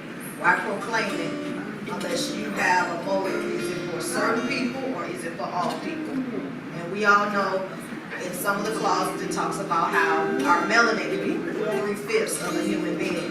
So we wanna make sure that we educate ourselves. And we have to beg the question, who is that First Amendment for?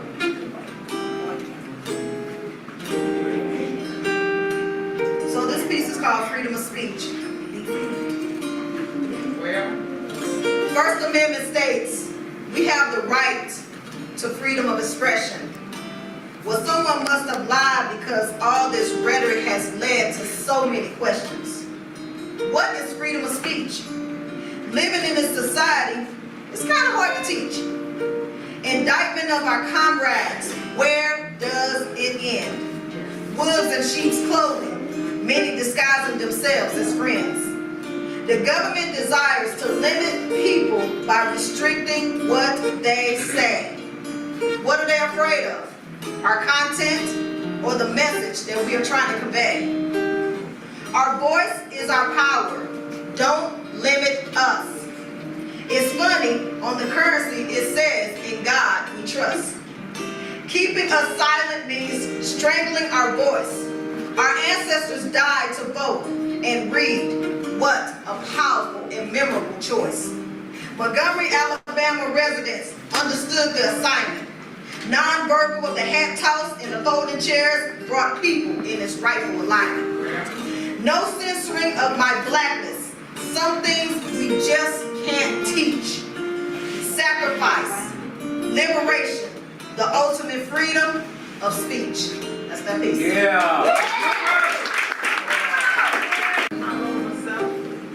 All right. Give me Queen another round of applause.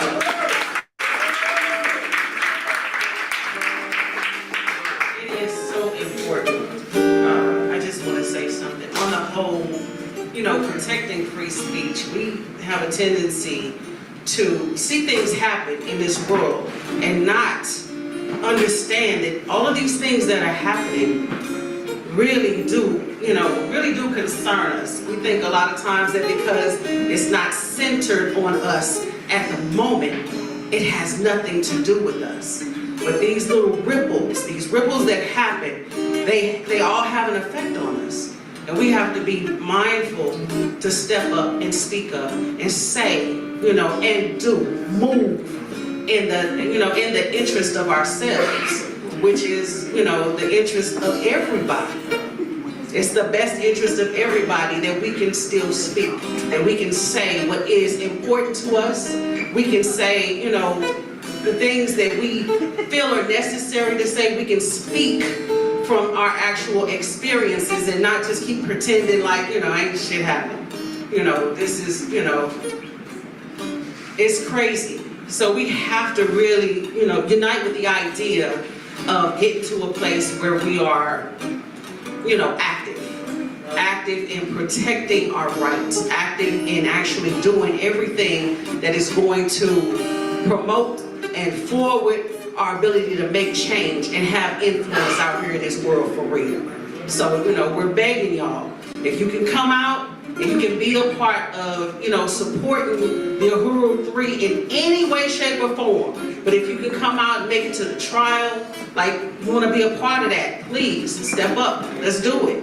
Let's do it. There's work and there's a place for every last one of us in this whole process. And you don't want to be the one who's standing center stage and they done finally made it to your door and nobody ever said anything. They set the precedent a long time ago. Right. You didn't say nothing. Right. Let's not have that happen to us.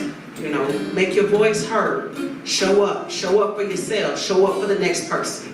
Uhuru. I'm gonna do this piece. I keep taking my glasses on and off because I can't see y'all without them. And I can't see my phone with them. I need bifocals. I'm not doing this grown people stuff, right? No. But oh well. This piece I'm doing is called I Do Not Trust the Oppressor. I do not trust the oppressor. I do not believe that the laws he or she creates are equitable and just for all. I do not trust the oppressor. I know that the rules created for me are the very ones he will disregard without concern or consequence. I am aware of the super system that supports the oppressor and even his cohorts who happen to look like me. They shouldn't trust him either. But they do. And this one thing is true, who but an oppressor can tell a bootlicker what to do? I have no reason to believe a scornful pirate would give me cure in time of need and food that is not poisoned. So why would I eat at the master's table if I do not trust the oppressor? Let's go. I do not trust the oppressor. Inasmuch as I understand that his survival depends on my remaining trodden underneath his foot, I know that the oppressor values and respects only one thing, power. Power which we did not give up, but of which we have been stripped. So I do not trust the oppressor. I have witnessed his dealings with others worldwide and know his flawed character to be universally projected. He exploits the globe and is offended when the global community is skeptical of his intent. I do not trust the oppressor. But mostly, the oppressor is the progenitor of the premise that he is superior even to that which created him. His principles run aground of all that's natural and attempts to challenge the creator in an assertion that he can create and do all at the expense of everyone and risking everything in existence. I do not trust the oppressor, and he alone believes his own hype. Uhuru. So I'm looking at this thing going, oh, there's only so many of us here. Javin. You wanna come back up? Yeah, is that your name? Am I mispronouncing your name? So I can't even see. Javin. My bad. Javin, you got something else for us? No? Thank you, boy. Yeah. I just write. All right, y'all will like it. This is a new piece I'm working on. Y'all let me know what y'all think. Y'all ready? Yeah. I can't pick myself up. Even with my black queen holding me down, screaming, he can't breathe while they holding me down. I'm this hard-headed field nigga. It's hard to obey these rules. Even with my house nigga shoes on, one I put on, 2, I'm too strong. Truth. Yeah, it's that unpleasant form I recited. But too many of my ancestors died just so I could write.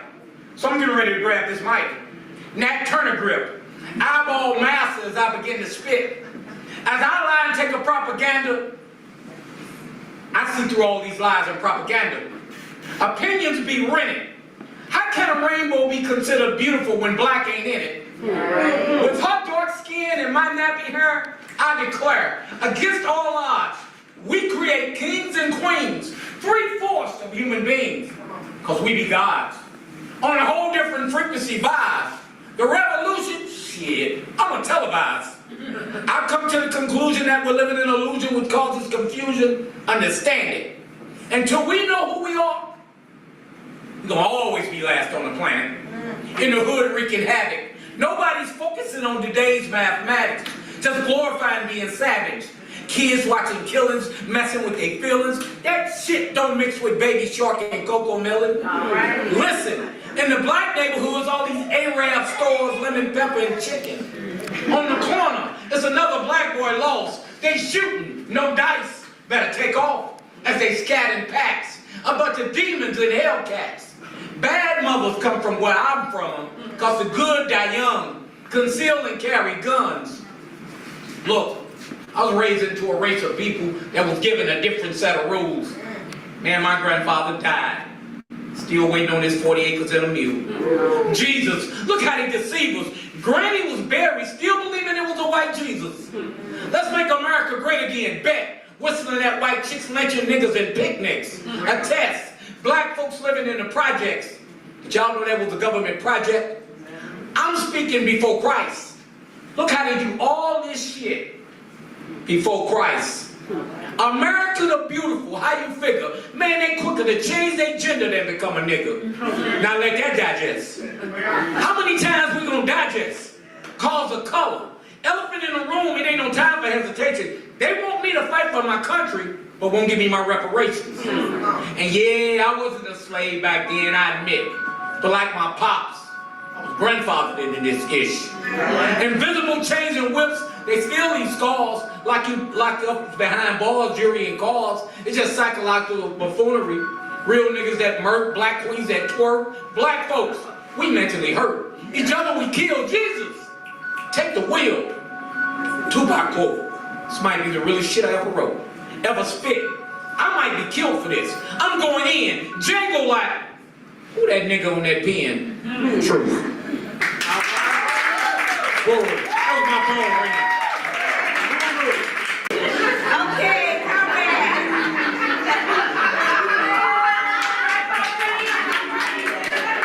I'll bring out my Diana Ross. I will bring up the next poet, Comrade Melanie Selby Smith. Now I'm gonna tell you something about Melanie. She and I have been friends for a long time, and we've covered a whole lot of different life. What would you call them, Melanie? Like challenges, and we came out standing up because we always put word to pen. And she's a good friend. So say word.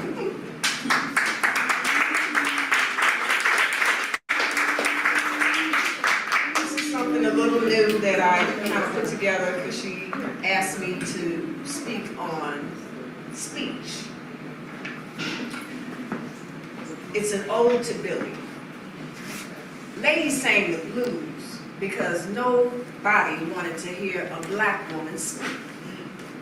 Without a downbeat and a melody, a gown of glimmering gold, and a gardenia in her straightened hair, there was not a word that she uttered that had value.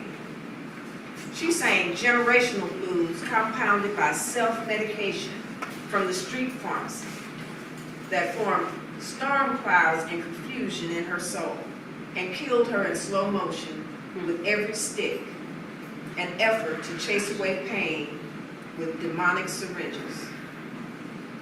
Then she sang that song, a lamentation so vivid it painted an indelible image on the movie screen of the mind, a seeing that could not be unseen, a weeping that could not be unheard, a sweet, unforgettable sound that quietly shouted into the guilty hearts that knew very well what they had done, but resented a reminder of their deeds, even in song, as if not to speak the truth would erase the horror and suffering they gifted a people.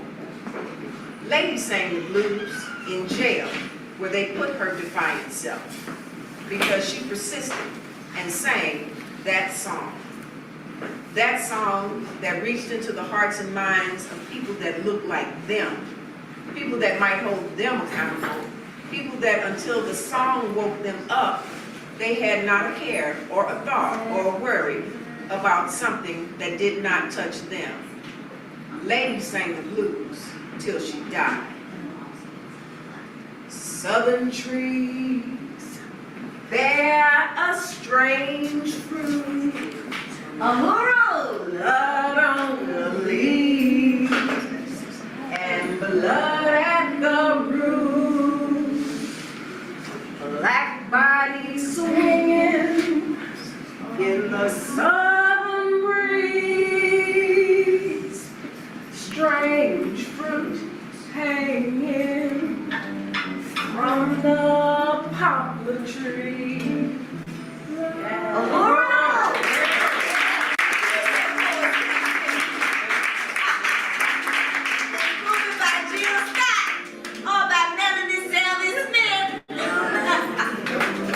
Okay, comrade, I'm going to do this one piece.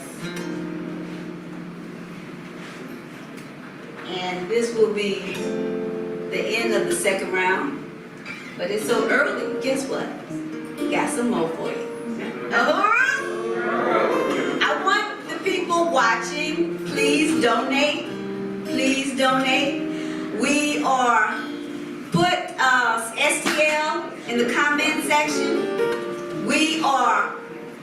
We're here, we're having a good time, and we're hoping that you are having a good time with us. This mic is hot. Mic is hot. Mic is hot. Mic is hot.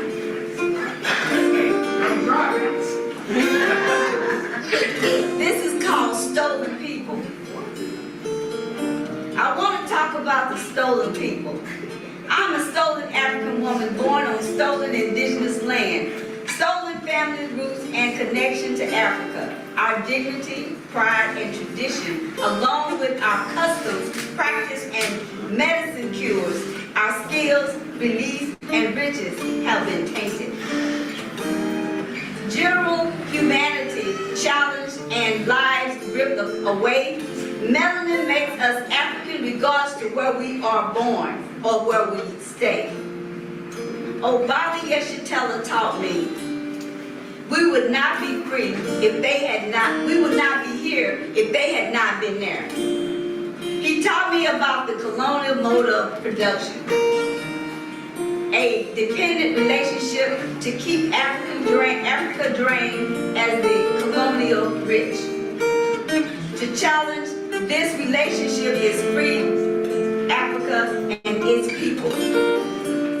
To be self-governed and self-reliant. Even free speech is not meant for stolen people. It's against the law for stolen people to be free.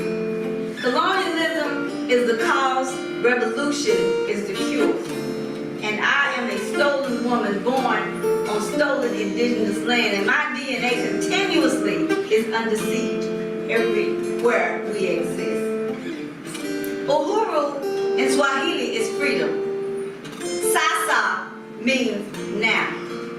Uhuru, Sasa. Uhuru, Sasa. Uhuru, Sasa. We are winning. Uhuru.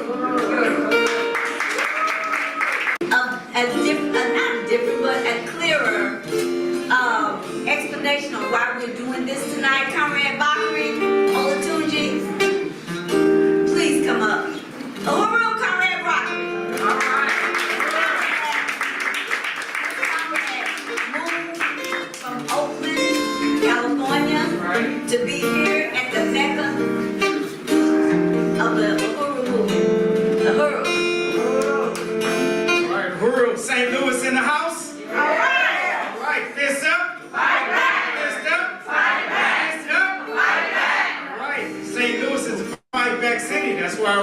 is here. All right. But we want to bring St. Louis down to St. Pete and bring some of that fight down there so we can fight for the Uhuru 3. How many people here righteously want to go? It's talking about August 31st and September 3rd. Right around the corner. How many hands do I see? 1, 2, 3, 4, 5. Let's get these people's names and see how they can get out there. Is this Sister Pat over here? That's oh, one of the 3 Musketeers. Right on, Sister. We on a cruise with this sister one time. We used to run the streets. But just get back to what Pope Peter said. This trial is the trial of the century. And I mean that. When we talk about free speech, we know African people have never had free speech. We know in 1791, when that bill was ratified about free speech, it didn't include us because we was on the plantation picking cotton. So it wasn't talking about us. But we got to hold them to the letter of their law that they made for themselves as they stole somebody else's land and stole us to put us to work for 600 years. So the reality is we're going to call on their doctrine, on their question. So we want people to come down to Florida. This trial is the trial of the century. We want everybody here. The great coach I'm hearing tonight is that fight back that I hear. I am so inspired. Cater, B Queen, Brother Truth, 4 Feet, and whoever else I didn't mention. These are bad folks out here in St. Louis. So I just really appreciate that. I don't know what else you want me to say. I think I done said enough, and I'm getting ready to sit back down in the back. Anybody who ain't donated, you want to go donate, come back in the back and see me. Uhuru! Uhuru!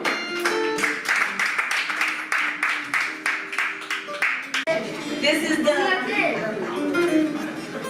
it is 8:12. So guess what? If you are in the audience and you would like to get on this hot mic, there is room, there is time, and we can do this. All right? And if the poets want to come back for a 3rd round, you got a little bit more to say, the mic is open. But let me start out first.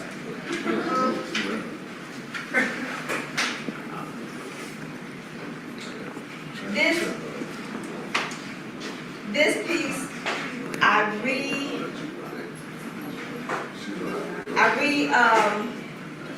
edited the original piece for a couple's birthday, which happened, my granddaughter's birthday is on the same day. And I'm going to read this the way it was edited.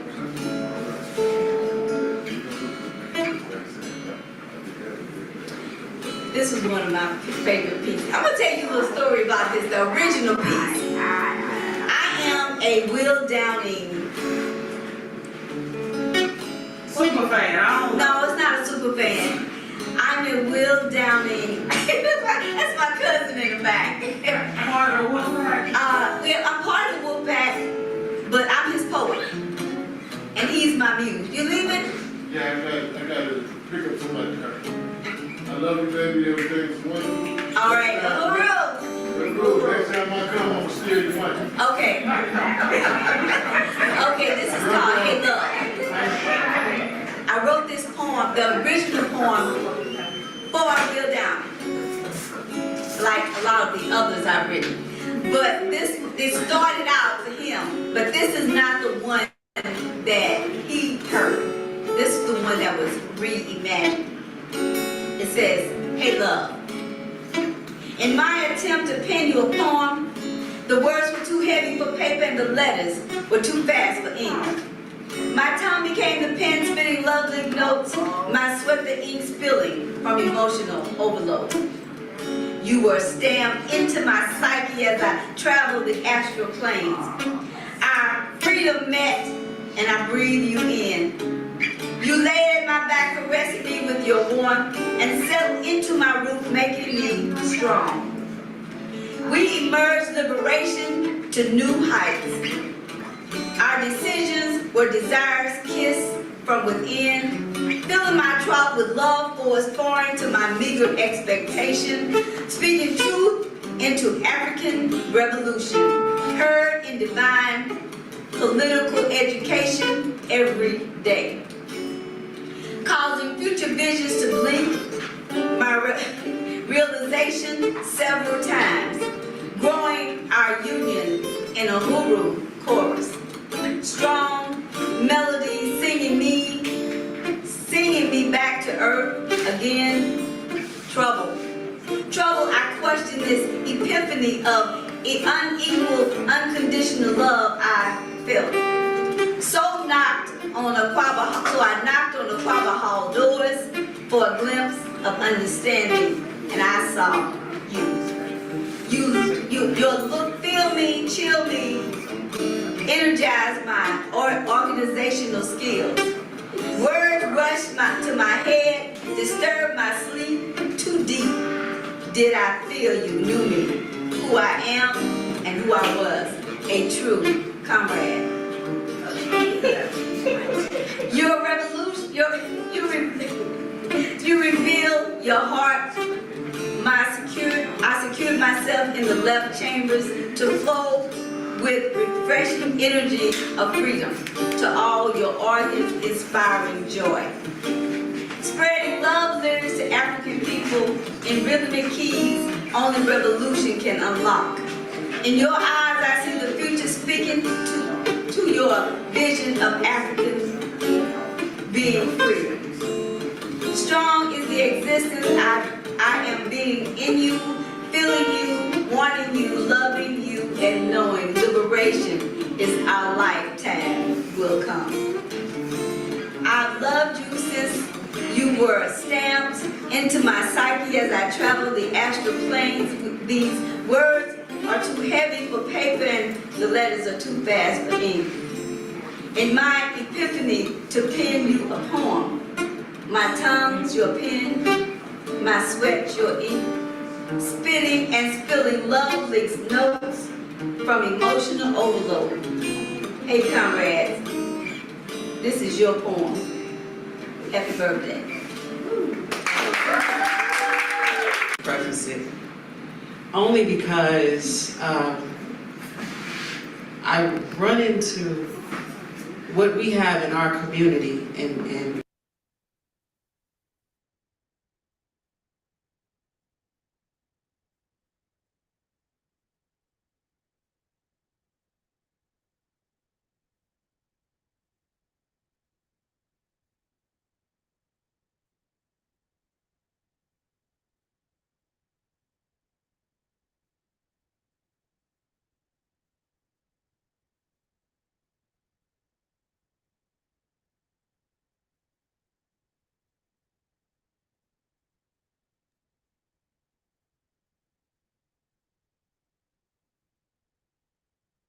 Uhuru, welcome back everyone for the wrap up of day 2 of the Uhuru 3 trial. I want to appreciate everybody who has joined us all day today. We are here on the ground in Tampa, Florida, bringing to you live updates about what is happening in the courthouse. Just know that we will be here daily throughout this trial from 8 a.m. Eastern until 1 p.m. In the afternoon Eastern Standard Time, Eastern Standard Time, to bring you updates about what is happening on this case. We understand that this is a free speech case. This is a case that is an attack on the First Amendment rights, constitutional rights of the people. And we see this coming down heavy on the Uhuru movement, on Chairman Omali Yeshitela, which we understand is the main target of these attacks. We want to remind everybody to continue to follow us on Facebook, go to our website, make sure that you let us know that you are going to be here in Tampa on the ground to show the Uhuru 3 that they have your support. We want to appreciate all the organizations and many who have come from across this country to show their support for the Uhuru 3. Go back on our website, see what's been happening in court, and we're going to bring you more updates on tomorrow as we wrap up day 2 of this trial. I just really want to really salute this really profound broadcast on today. We had a chance to look back at some very classic interviews of Chairman Omali Yeshitela, classic presentations, some documentaries. We're going to continue back, like I said, on tomorrow to continue to look more into some of these interviews that have taken place throughout this fight back, throughout this relentless struggle to bring this case out into the world, to make this an international struggle, because we understand the attack on free speech is not an old thing.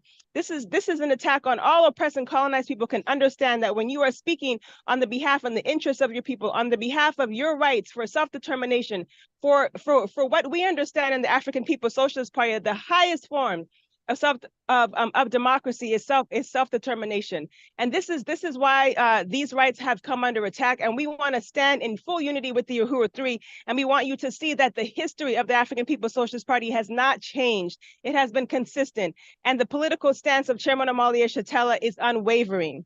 So again, on tomorrow, you will also get a chance to see the verdict. The verdict is in of the Black People's Grand Jury. This was African people, the African working class, using its own form of power to be able to put and indict the police officer, the colonial state, who murdered young Mike Brown in 2014 in Ferguson, Missouri. You're going to see how that, how that all, came up and came together. So tune back in tomorrow for that as well. Also, tune back into this channel for updates in French and in Spanish throughout the day. We're going to be able to speak to our friends, our comrades, and our supporters and allies who are across the political spectrum, across the globe, and we want them to be able to share this also with their networks.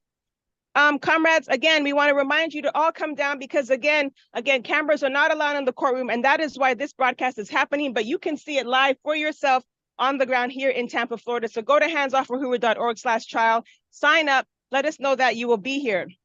Again, on today, just to give a quick wrap up as we move to close and also prepare for another very dynamic process of putting the state on trial, we want to just let everybody know that on today, the government continued to present their case.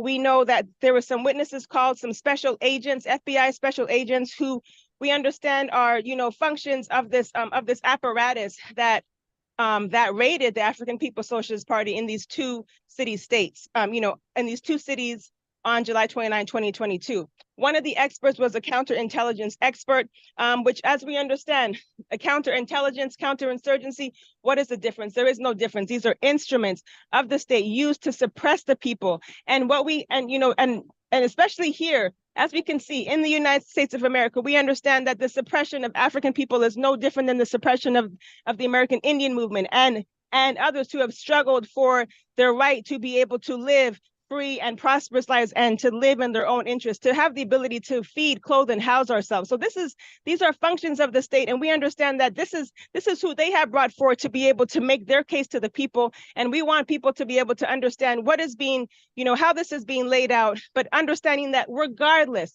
of what expert comes on that stand, the Uhuru Three are not guilty of these bogus charges of being tools of the Russian agent. And if anything, we understand that our free speech has been used against us as a way to say that what we are saying is disinformation and is not true. But we understand that information that is a threat to the United States, that is a government that prides itself on democracy and on free speech, that is the real threat, because they cannot handle the truth.